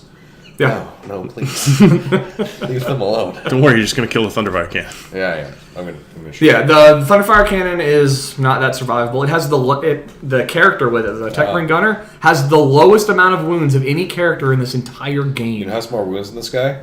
A platoon commander. Platoon. A guard platoon commander has more wounds than a Tech Marine Gunner. Fuck yeah. Yeah. I guess does Tech Marine Gunner have an invulnerable save? No. He's a 2-up armor, which is cool. Is he a character? Yeah. Oh, okay, so he's fine. Yeah. You would think that. Anyway, I guess there was another unit that was wanted to be talked about. I feel like Guilliman's going Gilliman to be... gets to be last. Yeah, Gilliman will be last. The Repulsor. So the Repulsor. Yeah, the repulsor. So the Repulsor used to be Trash absolute, on its own. absolute fucking dirt garbage. When you're taking 5 of them, apparently semi-potent. Before Chapter Approved. Chapter Approved dropped them by like 120 points total with some limits. They went from like 400 points to like 285. They're Ask our the teammate- ugliest shit bricks. Yeah, it's They horrible. are. I hate that model. Ask I actually Dave. kinda like the way they I look. hate it. Our teammate Dave, he loves his repulsors. Yeah, he took them when they were He loves bad. being semi-potent. No, that's a lie. Dave is very potent. Is that just I think that's just another word for old. Dave is. Stop bullying. He's not him. even the oldest person in our club. Stop bullying that poor man. No. That man brought me and my 2 friends cheesecake at 1 in the morning. He's a fucking hero. He is a goddamn hero. That man fixed my gas tank when I would have to either do what he did or pay $1,500. He's amazing. He's also old and wrong. Stop it. He also needs to stop picking up the armies that I'm currently painting and painting them better. He needs to stop. I cannot help that I'm colorblind. It's not my fault, but his custodes are beautiful. They needs- make my custodes look like hot fucking garbage. Golden garbage. Golden garbage. He needs to stop printing out stickers that say. I feel like this Okay, is mostly his we're gonna fault. get copyright by mob rules. It's true, So they- everyone. I don't think they copyrighted Dave's name. They're probably copyrighted. probably his mom. the. Yeah, I think that is theirs. I, think don't they- think we should say their They hashtags. definitely All right, copyrighted my bad. Dave's mom. I'm gonna bleep that. Because that won't be suspicious. No, just bleep it. Copyright- Just bleep it. It's good. Yeah, do Yeah, it. Do yeah. it. You won't. And then include the conversation about us bleeping. Yeah. Then Okay. include his mom. Fucking hell. What do you have to say about the repulsors? I forgot. Anyway, Las cannons are great. I love las cannons. -2 to charge. is Oh, great. it puts out a shit ton of bullets. it Yeah. has the most bullets in the entire universe. The thing is not a fucking transport; it's a tank. Fuck you. How about that? I think going back to transports, What's up? if you're going to take them, you don't take the, like you said, they're a tank. Yeah, they're a tank. You can put things in them if you want to. Yeah, they're not. They're a transport. Razorback. They're- Like when people brought Razorbacks editions, you didn't put shit in them. Yeah, they're No. not. You at just all. put double autocannons or autocannon twin-link plasma on them, and you just roll forward. They're absolutely not a transport. The They're just, Razorback can't take autocannons. whatever. Fuck you. You can take that's why I corrected to assault cannon combi plasma. Yeah, duh. Which it could take. I heard you say autocannon again. I did, which is why I corrected The biggest myself. hard on for las cannons. Yeah, we know. We've noticed. Oh yeah, autocannon, assault cannon. I get those mixed. Anyway, but The as- minigun one. Yeah, I got you. Yeah. Fuck you. As Nate was alluding to earlier, if you take 5 of them, they're good now. Yeah. So 5 of them in Girly Man. yeah. It's a list that's showing up a lot in Europe currently. I don't know. It's got some decent placings. I don't think it's won a GT yet, but it definitely exists. I don't think it's going to win anything. I think it'll get high. I think it will win something eventually. I don't think it's going to win anything soon. But if the Well, I mean, definitely not soon if that FAQ doesn't come out. right, because the FAQ is never coming. Yeah, it doesn't exist. Yeah, never coming. If the Castellum goes away, though, I think that list is significantly better. Obviously, so we're kind of waiting on that. But that is a real unit now, and that is a real list. So I figured it'd be worth mentioning. But on to Bobby G himself, the Big G. The thing that pulls the Codex all together. Yeah. You could say with Gorilla Glue. So I would See, say if we that, go yeah. back a few pages, there's all these chapter tactics and choices you can be. Who cares? You're not going to be any of them, except for one. You get to be blue now. This So- is Codex Ultramarines. I want to talk. Let's talk about the good things about Guilliman. Okay. And then I'm going to talk about some of the bad things. So the good things about Gilman is he's an amazing character. So Guilliman. Yeah. He is the only current Imperial Primarch in the game. Yep. Which fucking release more, please. Yeah. Release more Primarchs. I don't care what fucking I would faction they are. prefer Bring me the Imperium lion. ones. I agree. I would really like, from now on, I would like Imperium, Chaos, Imperium, Chaos, Imperium, Chaos till we're done. But it's been like a year and a half since we saw Mortarion, and he's the latest one. So please give me something else, or I will die. Literally any case. Give me the lion. But I do think. I would say Guilliman's probably the best Primarch out right now. Maybe not. Maybe not. No, in I agree like with that. overall. I agree like, with that for sure. Magnus can out psychic him for sure, and byproduct can become a better. I'm going to agree for one reason: character protection. Yep. Yes. That's why. Because I love the Yeah. Mortarion. I love the Entire- Mortarion model. I love what Mortarion does. Right. Yes. I don't fucking take him. Yeah. Don't get me wrong. Mortarion and I Magnus are obviously have an ally here. Like, no, I agree with Aaron. No. The outside of Castellans existing in the fucking game, those Primarchs are really good. Magnus is really good. Mortarion's really good. Yeah. They both are two Primarchs that are No. relatively different, actually quite different if you in what they ask. do.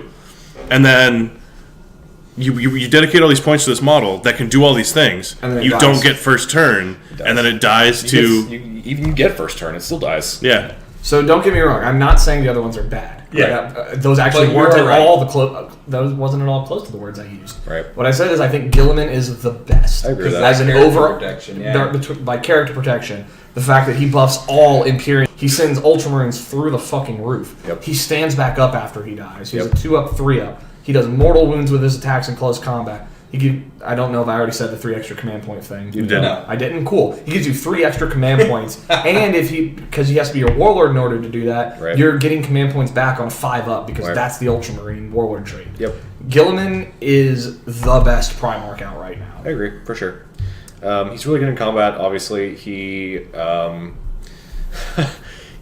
like you said, he puts Ultramarines through the fucking roof. Yeah, because he allows any Ultramarine within 6 inches rerolls all failed hit and wound rolls. And I think the best example of what you're saying is the fact that every points change publication that's come out has bumped his points up significantly each time, Yep. and he is still taken in lists. Oh yeah. Yep. Yeah.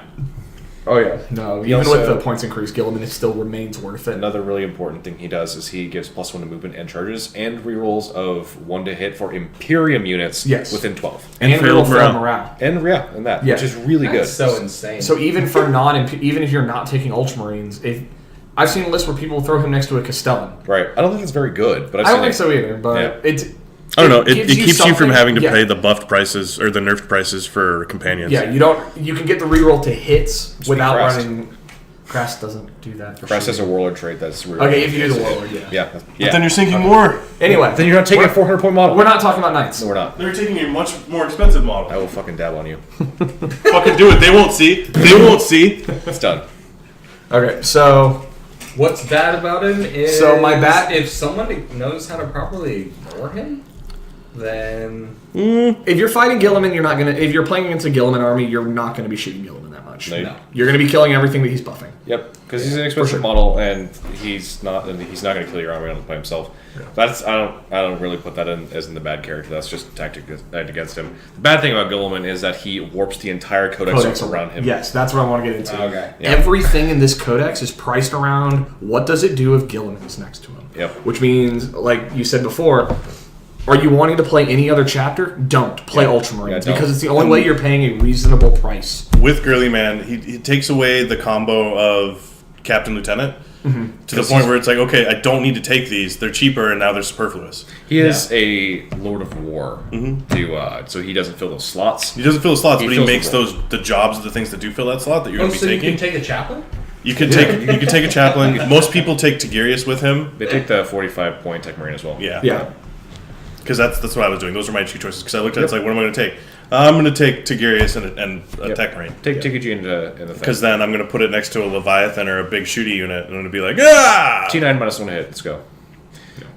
So yeah, that's You can also do that to Guilliman too. you can, but then it goes like T7. I mean, So who cares? whatever. But My biggest, that's literally the only bad thing I can say about Guilliman is he makes the entire rest of the book warped around him. So if you're playing any other chapter, you're almost paying a premium for your units because they're based around being near Guilliman. Yep. No, that's for sure. Like, and that's why I think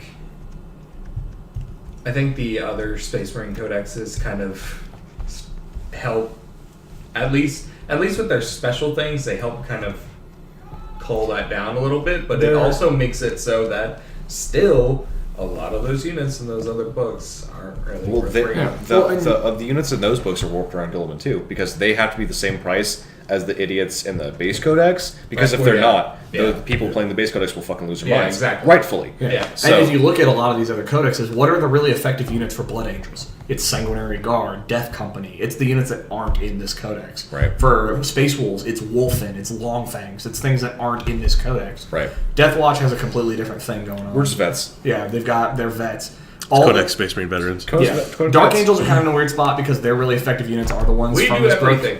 They're the units from this book. But even then, like Deathwing Knights. Deathwing Knights, their planes, their -1 to hit thing, Yeah. all really good. Yeah, they're pretty solid. The things that the other codexes do better than regular Marines, they do it from different units. Because you're right, they're priced around Guilliman, even just by proxy of having the same units. as Every this single book. Marine model in existence is priced around Guilliman, and that sucks ass. Yeah, it does. So, Well, I think on that note, we'll go ahead and go to a break, and then we'll come back. We're going to talk about the chapter tactics and maybe some of the flesh out one or two of the very special Space Marine HQs.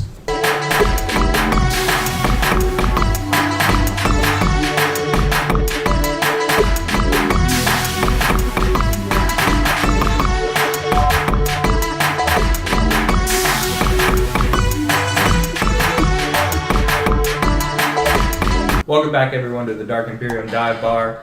Pull up a seat, grab a drink. Let's talk about some chapter tactics here. So we're going to start with the Ultramarines Codex Discipline.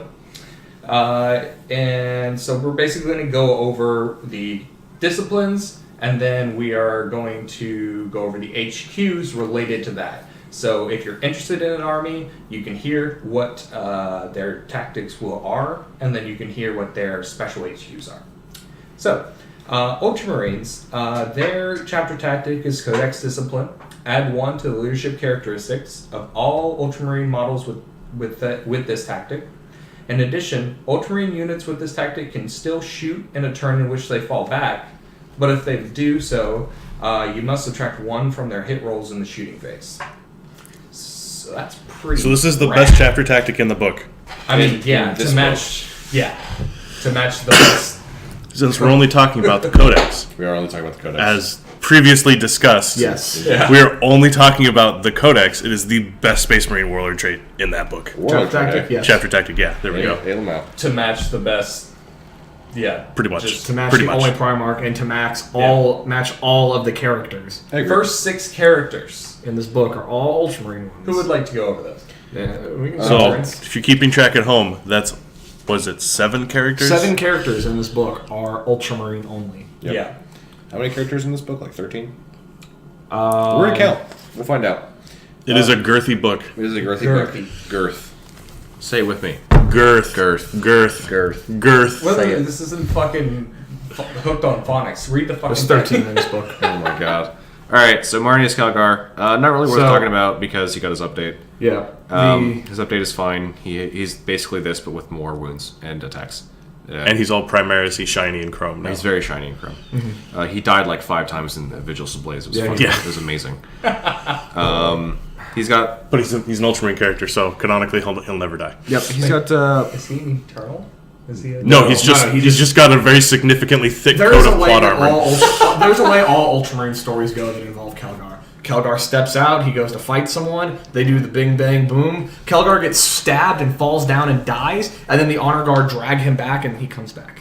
Which is why the only honor guard models in this game are Ultramarine themed. ones. They're the only ones that do something because Well, And now Both. And now he has the Both Belis- honor guards. all 2 of them. Now All he has twos. he has the Belisarian Furnace, so now he doesn't even need his honor guard. He'll just stand back up for 5 minutes and then get stabbed again. Fucking hell. It's fucking great. All All right, right. cool. I too like to pop Demon Forge on my Imperial. It's quite it's quite fun. So anyway, he's got Master Tactician, plus 2 command points as his Warlord, so he's just a tiny Guilliman. Yeah. He's got no wound roll mechanic. He's got Power Fists that have no minus. He's got the Fists of Ultramar, He has a Relic Blade. I the guess. Gauntlets of Ultramar, which he uses to protect the Fists of Ultramar. Yes. I'm gonna absolutely lose my. He has a Relic Blade. Which is weird Yeah. because he used to only have a power sword. Yeah, no, that's actually a buff. Because it was a power sword before. Yeah. God. But that's back when those were unwieldy. Were they Yes. unwieldy No. in the past edition? No, his fists were Okay. never unwieldy. So this is the most pointless Relic Blade I've ever seen in these. Do you know why? Because Ultramar is always ready. That's true, yeah. In case his arms get cuts off again by the Swarmlord, he can draw it with his teeth and still fight. That's why they're not unwieldy. That's why he because has they're it. robot arms. Yep. That's why. Has 4+ invul and stuff, halves all damage, can teleport, pretty cool.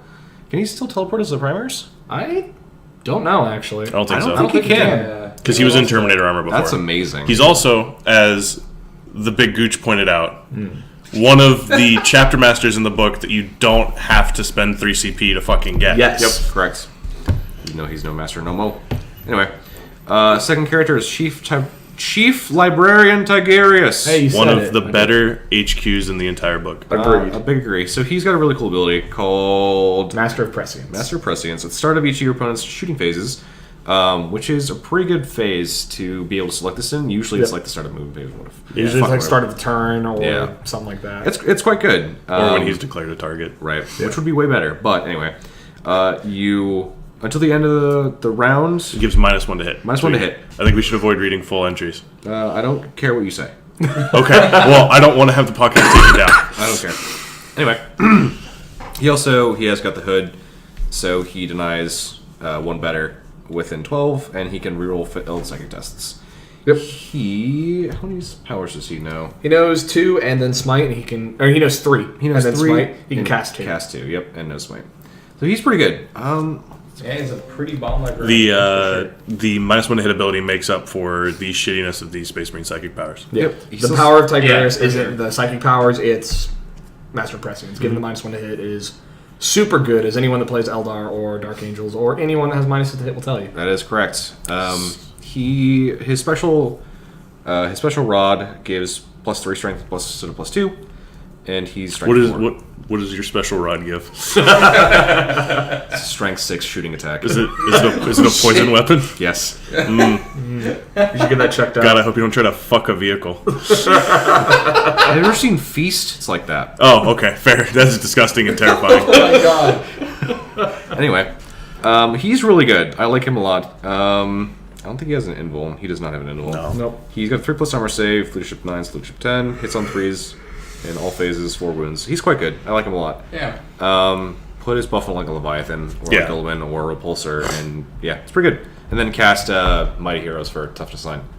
I like him a lot. Chaplain Cassius, I've literally never heard of this model. So Chaplain Cassius, if I'm remembering his background correctly, he's old as shit. Yes. Fair. He was around before Calgar. Oh, goodness. He's also the one that created Oh, wow. the Tyranid Hunters. Rad. Yeah. When after High Fleet Behemoth came in and the Ultramarines were like, man, this was really shitty, Cassius went, hey, Kelgar, they're going to try and fucks with us fun. again. The Tyranids are going to come back and try and fucks with us. So let me take some Ultramarines that were there at the Battle of Macragge that lived, Yep. and let us teach other Ultramarines how to kill bugs. And then let's because the never only have good the bug code. is a dead bug. And then let's true. never ever remember that they existed. That's correct. Fun fact about Cassius is there's 2 models of Cassius. Yeah. There's the original one, which is him as old as shit and half robot. Yep. And then there's the Death Watch one. Death from Watch Kill one Team. from the original Death Watch kill team with Harlequins. Ah, Yeah. cool. I have him. Where he's not old as shit, actually quite youthful and I spry. didn't realize he was the same guy. That's Yep, cool. Ortan Cassius. Neat. Oh, look at you knowing first names. Yeah, I also know Kelgar's middle name. Fucks with me. Fucks with. It's Augustus. It's true. Anyway. Of course it's fucking Augustus. Yeah. Can we? Oh man, fucking Romans. If you'd like to know, I don't. Sicarius' first name is Cato. No, I know that one. Do you? Yeah. Good. We're So, getting to him next. I know a lot about Cassius. Anyway. Cassius or Sicarius. Sicarius? I'm going to say anyway until you guys stop. Anyway. Anyway. Go. So the only thing different about him is he's got a combi flamer that has the same name as Captain Artemis's combi flamer from the Death Watch supplement. Yeah, probably. I think it's the same thing, but instead of The having- Infernus? Yeah. Yeah. It might just be a weapon type, not necessarily a specially named thing. I don't know because it's got a mastercrafted bolt gun side to it instead of a regular bolt gun, but Artemis's is that his flamer wounds on 2. Anyway. The only thing different about him is that he's toughness 5, which Yes. is pretty fun. Because he's part robot. Power robot. At least half. And he's got another ability. From the waist down. So wait, it's that ass. Is he a chaplain? He is a chaplain. Okay. His So first he name's still Chaplain. has the litanies of hate. Right. He still has Litanies of Hate. He still has Spiritual Leader. Yep. And then he also has Inspired Retribution. Retribution. So whenever an Ultramarine boy dies next to him, on a 6+, they get to do the banner thing. So they get to fight or shoot. No. No? That's not what it does. Oh, no. Close. You roll for each guy that dies, and on a 6-up, the unit that did the attack suffers a mortal wound. Oh, I see. I read that wrong. So it's That's why it's inspired retribution instead of just regular retribution. right. So they get mad and then they burst into flames, and then you take more wound and then you die. Holy flames. Yeah, holy flames. He seems fine. He's alright. Captain Sicarius. Sicarius. Do you want to do the voice? No. Do the voice. No, Negative. don't do the voice. So Sicarius has your general captain stat line with a 2-up save. Yep. He's got the Talisar Tempest Blade, which is a D3 damage power sword that on a 6-up to wound causes D3 mortal wounds instead. It's got the fucking same rules that Sword of the Emperor. All right, cool. Yeah. Except the Sword of the Emperor is in addition. Right. Oh, is it? Yes. Neat. Apart from that, he's just a captain, but he has Battle Forged Heroes. Heroes. Which Ultramarine tactical squads within 6 inches of him always fight first in the fight phase. Okay. Those tactical Those squads. tactical Just squads. the tactical squads. Just tactical squads. Why So- is this book like this? So, fun fact about Sicarius. He has a 2+ save because he technically has a relic armor, and that armor is a variation of Mark 2 and 3. You know what that armor is going to save him from? Overcharging his plasma pistol, because he doesn't have the card rule. He'll just die. Yeah, he Yeah. does just die if he overcharges. That's so frustrating. Excellent. When characters Yeah, just it is. die. Sergeant fucking Cronus Sergeant Cronus, has a model, Yes, he does. 2 technically. the man who should be an Iron Hand. But, whatever. I like this character a lot. He is. Time boy. Time boy. Yeah, he's pretty cool. I really dig characters that pilot vehicles like Yeah, I this. think it's pretty neat. Especially when they are foot available as well. Yes. Yeah. So what Cronus does is you pick from a list of pretty much any vehicle in this codex. Yep. And you pay the points for him, and you throw him in that vehicle. That vehicle still uses its normal stats for the most part, but uses Sergeant Cronus's ballistic skill of 2-up. Fuck yeah. And that also does ignore degrading due to wounds. So Yep. that predator that you threw him in is always going to hit on 2s until it dies. That's awesome. Once it dies, he disembarks from that vehicle as if it were a transport. So if you roll 1, he dies. Yeah, you still roll the die if you still roll the dice. So on a 1, he will die, but beyond that, he does still get out. Yep. Really cool. Vehicle that always sits on 2s is really nice. He's really cheap too. Yeah, I don't remember exactly how many points he is, but it's not that much. Yeah, he's power level 2, so he's probably like 45 points would be my guess. Sergeant Telian. Delero. Telian, Certain going back to scouts. Yep. Telian only helps scouts, That's really. true. Yeah. He's got basic scout rules. He can infiltrate. He's got a camo cloak. But he's also got Voice of Experience, which allows rerolls, adding one to hit rolls for an Ultramarine Scout unit within 3 of him. Yep. Oh, okay. Interesting. It's fine. Pretty good. It's not bad, They're but on twos, yeah. yeah, he's just overshadowed. That's the same thing with every single character that we've talked about so far. Is they're fine. Sergeant Kronos is good, but you're not gonna. I mean, can you pull it in a repulsor? I think the answer is No, you yeah. cannot. So you're not gonna take an Ultramarine vehicle. So he's kind of wasted. You don't really need a chaplain because we talked about chaplains being kind of shit. So I I think don't know, Spearhead Predator list. yeah.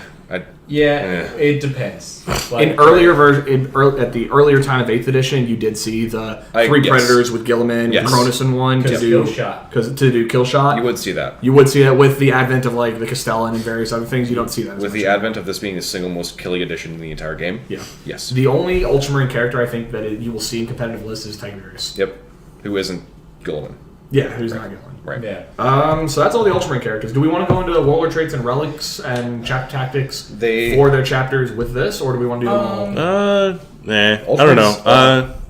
Yeah, I mean... I'd be more excited about Yeah. I think we've their already- special I rules think if their we- special rules were exciting. Fair enough. yeah, They're I not think that exciting. Let's move on to... Sorry. Alright, so We've already talked about the relics that matter for this Yeah. for me. There's Yeah. really no point. Like the Teeth of Terror is pretty good. The Armored Dominus is fine. But Actually, the Ultramarine one's pretty good. it It gives you a 3+ invulnerable save that doesn't take up an arm like a Storm Shield and lets you deny an additional psychic power or deny one if you couldn't. that's quite good. It's actually pretty good. it's worth spending that extra one and yeah, when you so use the if you real want one, to bring the a real one for Smash your banner. Captain, Right. you want to bring a Smash Captain that still has like a Stormbolter and a Thunderhammer. You Yeah. throw that on him, you drop him down with a jump pack. You've got another denial. You've got a couple more shots. Right. That's For cheaper. That's quite good. pretty Yeah, good. like it's actually not bad, and it pretty should good. be the Black Templar relic. Ah. Oh my god. Here we You don't have to bring it go. around. It's happening. Speaking of Black Templars, we're going to talk about the 2 legions that are the 2 chapters that are better than them and their leaders. Whoa. Oh, God. Going to Lysander. Yeah, so let's throw out the Imperial Fist chapter. Yeah. Yep. Okay, so the Imperial Fists, they are I mean the siege Iron Warriors masters. You chapter want me tactic. Yeah, you did. Oh, okay. No. I was just gonna shorthand. Imperial Fist, ignore cover, And and they can reroll wound rolls against don't buildings. forget that important role. So that unaligned list, you better watch the fuck out. Yeah, you do. You better watch out for those fucking things. So Lysander is the only Imperial Fist character in this edition. Yes. Rest in peace, Torgeddon. Is he actually dead? No, he's just not. That's fair. He's a dude in Terminator armor with the Fist of Dorn, which is a flat 3 damage plus 6 strength Thunderhammer. Neat. He's got a Storm Shield? Yeah, he's got a Storm Shield. Yeah. And he gives +1 leadership. Other than that, he's basically a Terminator and a Terminator captain. He's not terribly exciting. Yeah. No. Plus 6 strength is pretty cool. Yeah, that's about That's it. neat. Strength 10 is really rad. That's a fun statistic to see on the piece of paper. Yeah. That's nice. He's not very good.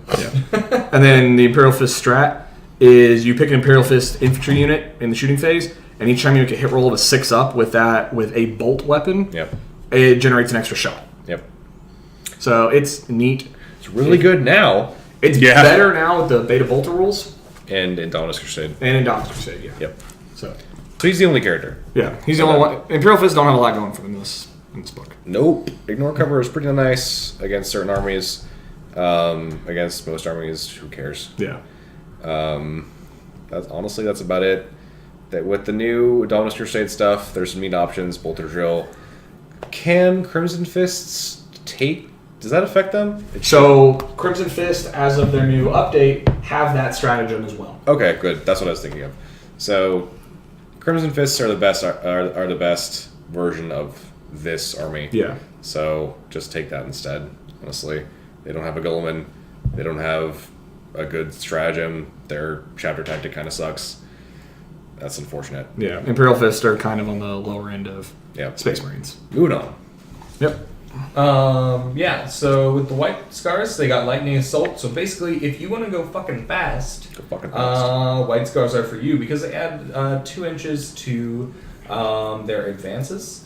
And basically, if it's a biker unit, their turbo boost goes from 6 inches to 8 inches. In addition, when they fall back, they can still charge. So you want to go fast and you want to hit something real quick. That's pretty cool. That's pretty cool. I don't know about that. I don't know about their special character though. Man. So we're just gonna skip Pedro.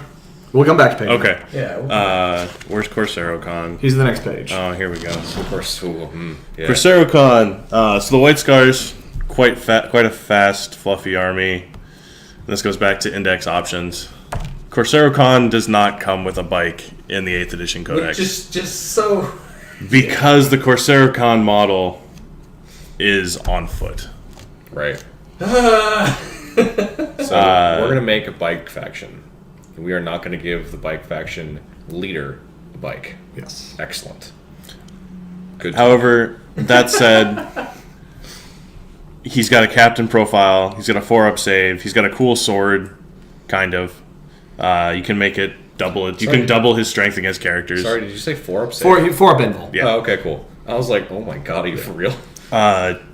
However, his ability for the con would be a lot better if he was on a bike because you get to add +1 strength. Sure would be. To things within 6 of him in the fight phase when they charge. However, if you're building a White Scars army, finger air quotes, the proper way, Yeah. you're not going to be using that ability very much. Do you have to refer to his index entry to give him a bike? Yes. Yeah. Okay. It's the only time you can give one. To give him Moondrakan. Dragon. It's got no, he didn't put Doom Rider's skull on it. It's outside his tent. Never mind. Yeah. Doom Rider! So, and Yeah, and what's like the downside of that? Like taking the index entry. Nothing. No real downside. Same points. He things like that. gets a bike. Alright. Not the same points. It's more expensive because he has a bike. Yeah, okay. But Probably one more. Yeah, taking the index entry, the downside is you have to carry another book. yeah, there you go. Valid. and then the White Scar strat's actually not too bad. It's just 1 command point for a White Scar bike unit that advanced that turn, and they can still shoot and charge. Right. So they can make use of 1 unit in your book, or in your army can make use of your chapter tactic and still operate as normal. Yes. I hate this. That's Dark Angel's Speed of the Raven. Yeah, I hate that It's too. literally just one. It's the worst. So you design. So this bike, this army is meant to be mostly bikers, mostly fast, mostly advanced, right? You want to use your chapter tactic, but you can't charge or advance unless you pay for it. But that's what your whole army is. Great, thanks. I would love that to be an aura. I appreciate An it. aura around a character. Yeah. So I think the best option for White Scars is not bikes, it's fucking assault marines. Fall out of combat, still shoot. Yeah. Because they can fly. Still charge. And still Still charge. shoot. Yep. So you can even make it. You can even give them like fucking plasma pistols and drop them down and blast some stuff and not overcharge, and then charge some stuff to tie it up, and then leave that combat, shoot something, maybe do damage, and then tie more things. Like I think that's the best use you're gonna get out of this army. Yeah. It's really unfortunate. The White Scars are really, really cool. But that's how it goes. Yep. Moving on here, we have the Black Templars. You can re-roll failed charge rolls. Yeah, it's fucking great, isn't it? All right, Yeah. Aaron. So God, it's so good for all the Space Marine melee units! Yeah, it's the fucking best. All right, Aaron. How about you take this one? We can't give this one to Matt. No, I'm giving it to Matt because I can't scroll up very quickly. Oh no, Okay. it's happening. Hey, Matt. It's finally happening. So, Grimaldus. never. Do not do that to me. So, Black Templar do have 3 characters in here, which is pretty cool. They're... 2 of them aren't that bad. Okay. So, first off, we have... Not that bad. I didn't say good. You did not say good. Good did not come out of his mouth. So, first off, we have High Marshal Helbricht, who has a captain stat line, except he's also got 1 extra wound. Which is Also pretty a free chapter master. Yes, he is also. I'm getting there. He is also one of the chapter masters in this book, which is kind of the biggest thing he brings. He's got a combi melta. He does have a combi melta, which is pretty cool. Look at him. And then he's got his Sword of the High Marshals is a D3 damage power sword that gives him an extra point of strength, and he gets D3 extra attacks a turn he charges. So Pretty neat. he's not bad. And then he's also got Crusade of Wrath, which all Black Templar models within 6 inches of him. Add 1 to their strength. Sorry, did you say models? It is models, not units, Oh my God. within 6 inches. Excellent. That's cool, I guess. I appreciate that. So Thank you. Hellbrick's all right. He's fine. He's not terrible. He's whatever. I think the best character for Black Templar is this next one, at least as far as what he's supposed to do, and that's the Emperor's Champion. Emperor's Champion. He's got a captain stat line with a 2-up save, a 4-up invul, and he's got the Black Sword. He does. Which is a relic blade that rerolls wounds against characters or monsters. Okay. Which that in itself is pretty cool. He's like 65 points. Pretty neat. The Emperor's Champion is just such a badass name. Right? It's the coolest fucking thing ever. He's a cool man. He's the big cool. He's a cool man. So that just in itself means he's pretty good. He's pretty solid at killing characters. Hey guys, Matt likes Black Templar. Yeah, you couldn't tell. You couldn't tell. At the same time, if he is within an inch of a character, he gets another extra strength and attack. And then if he's when attacking a character, he can reroll failed hit rolls. Right. Meaning, by himself, you throw him at a character, he's hitting at strength 7 with 5 attacks, rerolling all failed hits and wounds. You can fucking bop a Demon Prince. I've had him Bippity-bop. using a couple strategies, like using the stratagem to Your fight him Demon when he Prince's died. turn to goop. Yeah. Oh no. Using the fight again stratagem on him. Yeah, we ran. I have had him kill the Death Guard Demon Prince with separating plate in 1 round. Got him. Yeah. It's pretty good. Yeah. Which is a massive exchange of points. Pain in the fucking ass to remove, I'll tell you that. Yeah. Yeah. So I think while the Emperor's Champion, having a character that kills other characters, whatever, like it's not that useful, and Space Marines have other ways they can do that. But for how many points he is, I think the Emperor's Champion does it better than most other things. 65 points is pretty hot. So, And then you have Chaplain 65 Grimaldus. points, so hot right now. hell yeah. So hot. And then you have Chaplain Grimaldus, who is the biggest letdown for me because he's my favorite Templar character. I mean, he is a chaplain. Yes, yeah. Yeah. fucking love it's Chaplains. true. Chaplains can't be good. They can't. Nope. Grimaldus has the exact same stat line as a regular Chaplain. Okay. No different. Awesome. He has no special weapon to him. Excellent. He has 1 special rule. Okay. And that special rule is if you roll a 6-up to hit for a Black Templar unit within 6 inches of him, every model that rolls a 6-up gets to make 1 additional attack. And they don't make extra ones. So there's exploding hits, but nothing else. Yes, he basically gives exploding hits. And if I remember right, he is 30-something points more expensive than a regular Chaplain with the same equipment. That's what I like Is to he hear. a stratagem? Basically. Because that's the only thing. Basically, there's you're like paying one thing. you're paying 130 points to have a stratagem. Awesome. I love it. He's and it hurts because he's my favorite. I love him. Yeah. He's really cool. And there's in the lore. in the lore, Can you please give his full title? High Reclusiarch Merrick Grimaldus, Oh my god. Hero of Hell's Reach. There you go. As if there was only They actually one. nerfed him down, his name down in this, because in previous editions, hasn't he been called High Chaplain Grimaldus? He was Reclusiarch. No, I mean just his name title, not Yeah. his title in books. I'm pretty sure in previous books he's been referred to as High Chaplain Grimaldus. I think he was still Reclusiarch before. 'Cause Okay, Reclusiarch between is the two of us, we have at least 8 Black Templar 4th edition, 5th edition Codex. You're not wrong. Oh no.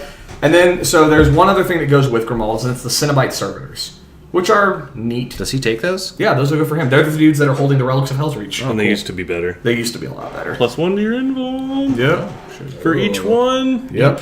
Oh. Yeah, they were pretty good before. Now what they do is Black Templar units within 12 inches of a Cenobite Servitor automatically pass morale checks. Oh my god. Which Oh my god. sounds pretty cool. No. Because Black Templar It's just- typically... it's like, well, you're no, wrong. it That's doesn't. fine. You don't play my army. You don't know. I mean, they also get +1 ballistic skill and leadership 9. With their no guns. If they're within... Excuse me, their weapon skill, sorry. Yeah, when they're within 6 their inches no of weapons. Grimaldus, they get a 4-up weapon skill and leadership 9 like regular servitors. Right. Which is bad. Sure. Yes. Just ignoring morale for units within 12 inches is pretty nice. They're also 6 points for the squad. I'd say Alright. if the Codex didn't have built-in morale redundancy, it would be a lot nicer. It would. Also, if these had any sort of protection, that would be nice, but right. they don't. They don't. You know what? Like, they're not as cool as Dark Apostles. Excuse me. Dark Disciples. There we go. Yeah. So they don't get that. They don't get that. No, they don't get that. I think if Cenobite Servitors had any sort of protection like that while they're near Grimaldus, I think they'd be great. Or they'd be worthwhile. I think they're only worthwhile if you're taking 20-man squads They of the troop choices They I talked are. about earlier. I think that's the only time they're worth it. Yeah, they are, but that's also the typical like Black Templar list. That's valid. It wasn't called the Black Tide for nothing. That was an actual thing. I thought they just called it Alright. that. And then the Black Templar Stratagem is actually pretty good. I feel really hit or miss about it because I'm not a fan of spending command points and then it doing nothing. Right. But the Black Templar Stratagem is, did someone cast a psychic power within 24 inches of one of your units, spend a command point, roll a die on a 4-up, it didn't happen. Pretty solid. Pretty good. It's pretty solid. Admech. Yeah, but they were the first ones to get it. We did it first. Yeah, we did it better. We did it first. Yeah, we did. You don't even go Fucks here. with me. Corey All does right. it too. Alright, so that's Black Templar. Pedro Cantor. Matt, tell me Is that everything you like Salamanders? about the... No, Pedro Cantor is Crimson Fist. He is. I've got the Crimson Fist. He is my favorite Oh, okay. fucking character for Yeah. one reason. It's gotta be a fist. Matt, He go ahead. doesn't have a fucking title in his name. Oh my god. He's a chapter master. His legion is like 5, or his chapter is like 5 dudes at this point. And has, Yeah, because after Rin's World, like, there's just 5 dudes. There's 5 people in this chapter. yeah, they're like Alright. But these are the 5 hardest assholes you will ever come against. And they're led by Pedro. They are. What's their chapter? Tactic. Are you okay? No. Alright. He had a So- stroke. He's fine. That's fair. Yes. Baines John's having a stonk. All the Bonchillants. So Crimson Fist, if they are attacking a unit that has twice as many models as their unit, they add 1 to hit rolls, Right. which is pretty cool. I think it's the best chapter tactic for Space Marines. They're all Yes. about just going in. Their whole thing Fist. is fighting orcs. Like that's what the Crimson Yeah. Fists are known for, And blowing themselves up. and blowing themselves up. Yep. Is that why there's only 5 of them? Yes. Actually, Because they lost. So tell us about Pedro. So Pedro, or as I like to call him, John Pedro. Oh. It's an inside joke from a long time ago. I don't want to explain it. Alright, don't. He is a chapter master, so he does give the chapter master rerolls. You don't have to pay 3 command points to make him, do that. Dab. He does have a badass fist Stormbolter combination, but red. that Stormbolter is called Dorn's Arrow. Neat. It's dope. Ooh. It's a 4-shot Stormbolter at -1. Cool. It's dope as shit. His power fist is a normal power fist. it's also an boring. Assault 4 Stormbolter. Oh. Oh, cool. Yeah. Oh. He gives the chapter master buff. He's got an Iron Halo. He's +1 attack to Crimson Fist when they're within 6 inches of him. What's his buff that lets him... Plus 1 attack. Yep. Nice. Yeah. What's the buff that lets him execute a bunch of civilians on Vigilance? That's called Imperial Decree. Oh, okay. And then the Crimson Fist stratagems, because Crimson Fist got some cool new stuff with a recent White Dwarf. White Dwarf. White Dwarf. Man, that sounds... I want a Crimson Fist army. He's really cool. They're pretty It's cool. easy to build. It's 5 dudes. Yeah. So you get Cantor, and then you get 4 other company veterans. Yeah, you just take an HQ slot and then you... Sorry, you get a company champion, you get 2 honor guard, and you get a chapter apothecary. ancient. They, This is my Supreme that's your- Command detachment. they each cost 200 points. Yeah. Let's go. So Crimson Fist can, for 1 command point at the start of any phase, make one of their units reroll all failed wound rolls against an orc unit, Neat. which is pretty neat. Neat. Orcs are a big thing right now. Orcs so. are fairly big right now, so if you get, like, say, a unit of aggressors, like 6 aggressors next to Cantor, And you could give them the big blap. you can spend 2 command points, give them bolter drill so they get extra shots on 6s, and then reroll wounds. Yep. Cool. That's probably a dead orc unit. Neat. Yeah. And then they've got Slay the Tyrant, which is, again, 1 command point, start of a phase, and you pick a unit, and then you add 1 to hit rolls for that unit when they're targeting characters, Yes. which is pretty neat. That's fine. Like, I don't think it won't come up every game, but when it does come up, you can guarantee those. You have a bunch of sniper scouts. Let's go. Or you get a bunch of Hellblasters and you're shooting at a knight. Right. There you go. That's pretty rad. There are 2 armies out of here that I really want to build, and Crimson Fist is one of them. The next one would be the Salamanders. Their Oh, yes. tactic is you can reroll a single failed hit roll and a single failed wound roll made for a Salamander's unit when they shoot. Which Salamander's Dreadnought army... Oh, it's also when they fight too. Yeah, I was going to say, is Yeah. it just shooting? Yeah. I also think, going off of what you're talking about, that might be the only time with a Salamanders-based army where you would put a heavy weapon in a tactical squad. Yes. Salamanders can make use of it because generally rerolling a hit roll and a wound roll with a bolter, whatever. Who cares? That Yeah. last cannon, that's going to matter. Yep. Yeah. Full Dreadnought army. I would love that. We played against that. It was pretty fun. Yeah. Yeah, their chapter attack is fine. It's pretty neat. I think one of the better things going towards Vulcan Histon Stan. is he's a generic captain with a 3-up invuln, some cool war gear, but You look 3 up pinball? yeah, it is Yep. Cool. 2 up armor, 3 up invul. because he's got the cloak. The cloak. The cloak. Kasara's mantle. The mantle. He's That's got the like part of what? the earth that's high. He's got like I don't believe 2 you. of the 5 relics they need to find He's got more than to that. unlock got- Like Vulcan. on him, he's got. Lock Vulcan. That's the thing. In the fluff, Yeah, unless I'm yeah, wrong, is they need to character. find like all 5 relics. There's the ship. It's 9. It's 9 relics. 9. They have 5 of them. 'Cause They he's have got like 3 the of them. ship, the spear, the cloak. They have to bring the Infinity Vulcans together to It's unlock. 9, you say? It's 9. It's But 9. Get out of here. he gives rerolls to wound, failed hit and wound rolls for Melta and flame weapons to salamanders within 6 of him. Which, if you want to play Salamanders, that's Pretty cool. That is the fluffy way to take all of that. So not only on back lines Yep. can you hold stuff with flamers, Yep. but you can also shoot super far and get reliable hit rolls and wound rolls Yeah. with their tactic. Also, want to say specifically towards his model, it has aged incredibly well. It's still really good. It is one of the coolest Space Marine models. Yeah, and it is for sure. probably my favorite. And his ability goes really well with their stratagem, which is play 1 or 2 command points, one, and you get +1 to wound with, Yeah. With flame weapons. with flame weapons. Yeah. So +1 to wound rerolling. I mean, flame weapons are only at inches, so good luck getting in range.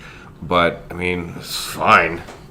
He's definitely one of those. If you can make it work, he can be paired with something I mean, devastating. if you drop 8 flame aggressors on somebody and you do all that, everything we just said, that's gonna burn some stuff. So, he's pretty neat. His model's fucking awesome, and I think he's fine. He's fine. Yeah. I 2 up don't. save, 3 up invulnerable. That's solid. He's quite a solid character. I don't think salamanders are even close to competitive. But I think there's room. I think there's still Space Marines. at the end of the day, you're still putting las cannons on Space Marines, and that Or just- it could give you a reason to take a close combat dreadnought. Because then you've got the Yeah. rule for close combat and you give it a las cannon arm. I think it comes back in the ironclad. You can get some use out of them. sure. A close combat ironclad. Dreadnoughts are pretty good. Their dreadnoughts are pretty good. I'm not gonna say they're not because they are. I think the only competitive chapter is Ultramarines in this book, and then Crimson Fists. I mean, you're not wrong. I don't think you're wrong. Salamanders. Sorry, go ahead.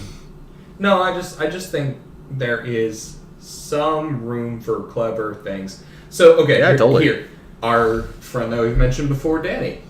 Who? We like to call him Riddick because You like to call him? No, I Riddick. like to call him Riddick too. no. Damn it! Yeah. I like to call him Big Baby because that's his Juggalo name. Oh, gotcha. Yeah. Anyways, Whoop. we didn't mention, but this last RTT when Taylor was playing, when he was playing Necrons, Danny took it with Necrons. I mentioned that. And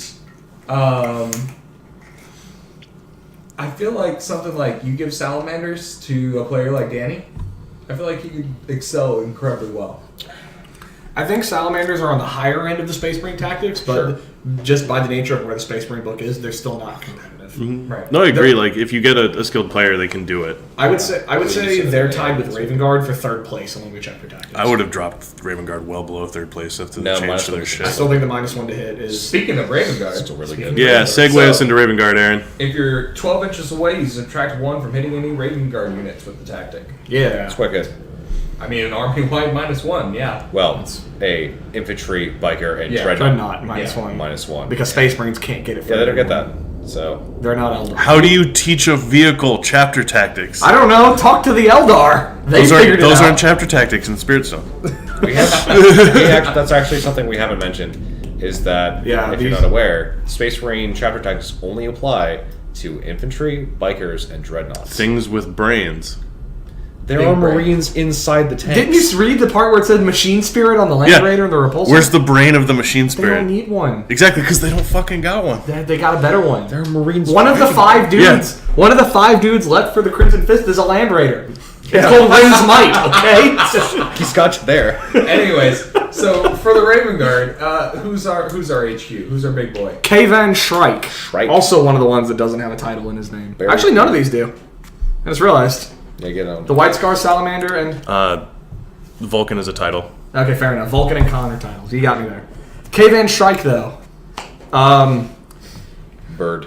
Birdman. He's got He's got a captain stat line like the rest of them, but with one more attack. He's also a chapter master. He is a chapter master now. He is the last of the non-command point chapter masters in this book.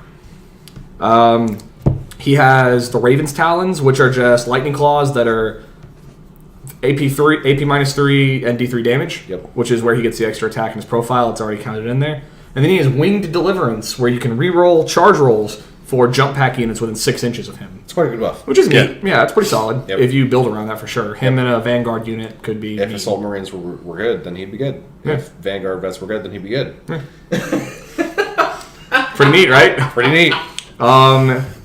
Nate over here keeps mentioning the nerf that Raven Guard got, which definitely drops him down. You want to talk about that? This made the stratagem, not dumb. Extrapolate on that. They turned the stratagem from essentially putting them wherever the fuck you want to move forward.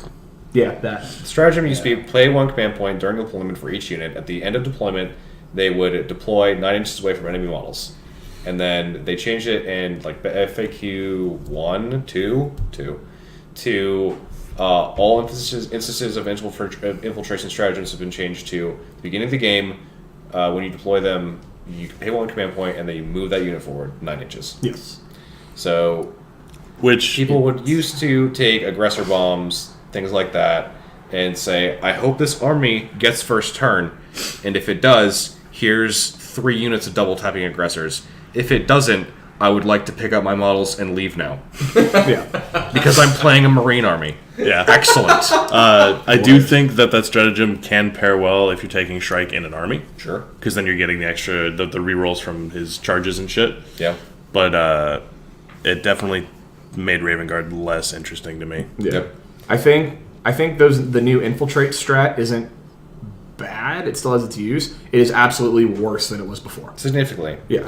That's the reason why we don't see Raven Guard in competitive play anymore. Or Alpha Legion. Or Alpha Legion. Yeah. We still see Stygies, though. Yeah, for other reasons. For other reasons. All right. They're fine. Yeah. I'd say their chapter tech is third best. They have a neat character. And What is what is their stratagem? I don't even know. Oh no, we just talked about it. Literally talked about it. Literally We just talked talked about about it. All right. Shut So up, you it's don't been know a that. long. We're wrapping up now with our final chapter tactic. Iron Hands, Flesh is Weak. Basically, 6 up, feel no pain. When they lose a wound, they roll a dice on a 6. The damage is ignored. And we'd definitely love to talk about an Iron Hand character if one existed. But there is none. Yeah. They keep talking about one in all their fluff, but they won't give him They rules. won't give anyone rules They or a won't. model. I'm just going to say something controversial yet true. Oh. After going through all these characters and finding like 2, I'm not so sad about that because he'd just be a generic captain with an extra ability. He would. He'd be he bad. would be. Fair, but we so can get rid of like 2 of the Ultramarine ones. Remember? Oh no! Then if we have to do an exchange program, if we have to exchange Ultramarine characters for other characters, we're never getting any other characters. You're not wrong. Remember when I said Crotos should be an Iron Hand? Yeah. Yeah, just do that. Or like a badass Tech Marine. Sure. Cool. I'm down. I think you mean an Iron Father. I do. They have names for these. Wait. No, Iron you're Boy. right. Iron Boy.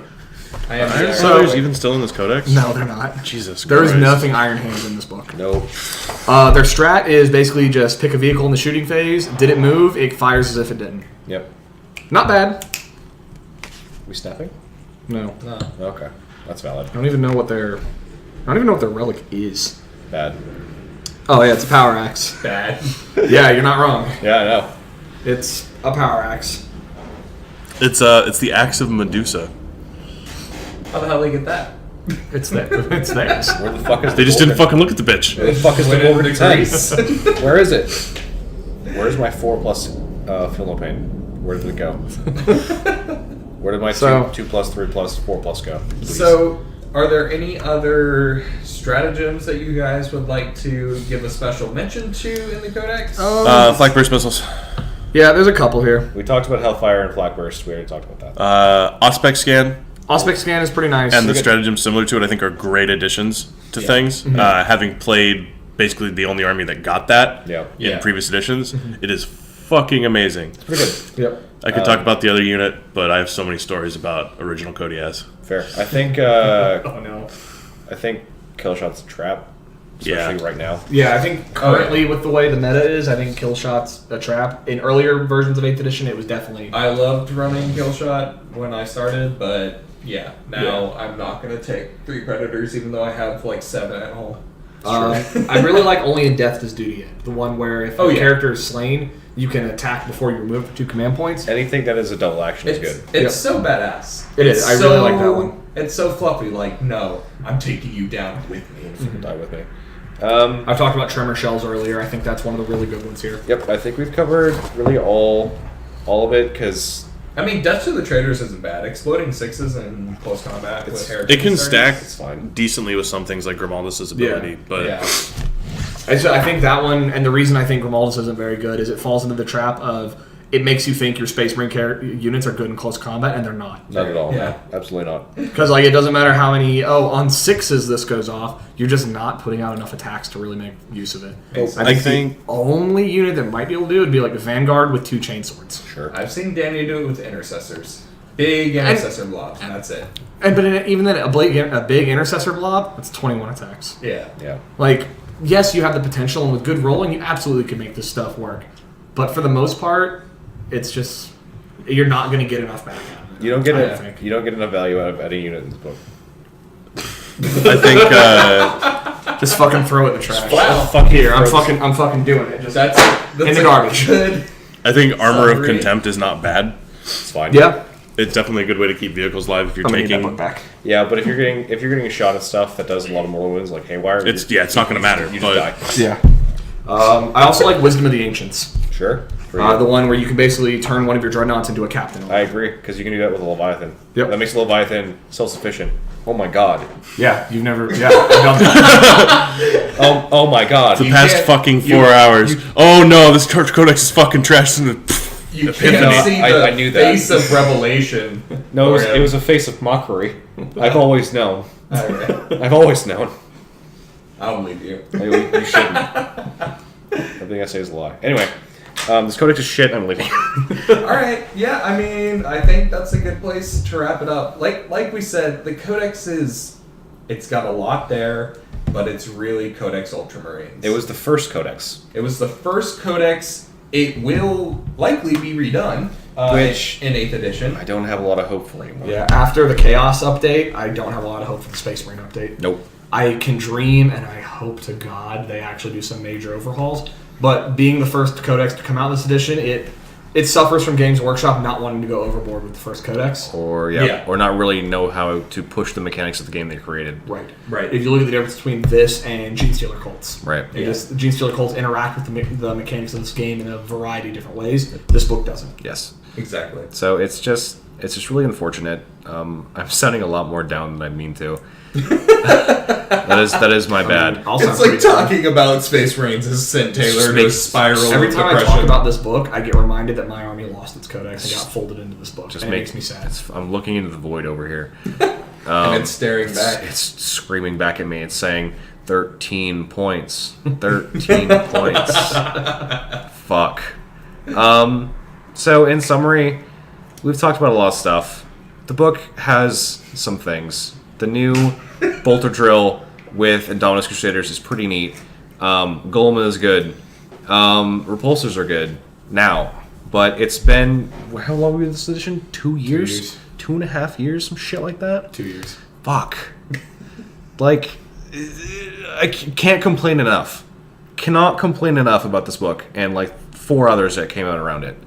Yeah.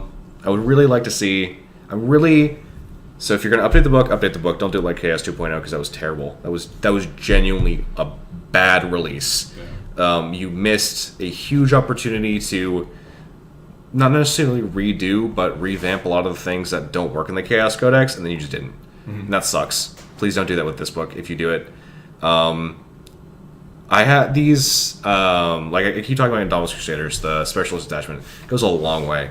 Mm-hmm. Like, fucking Intercessors rapid firing at 30 for four shots each is so good. That's awesome. And they get a couple bonus exploding attacks depending on what chapter you are. Like, that's really good. Awesome. Great. Keep doing that. But the base book is so wrapped around Guilliman that it's completely impossible to pry out anything of value without, like, really breaking your spine.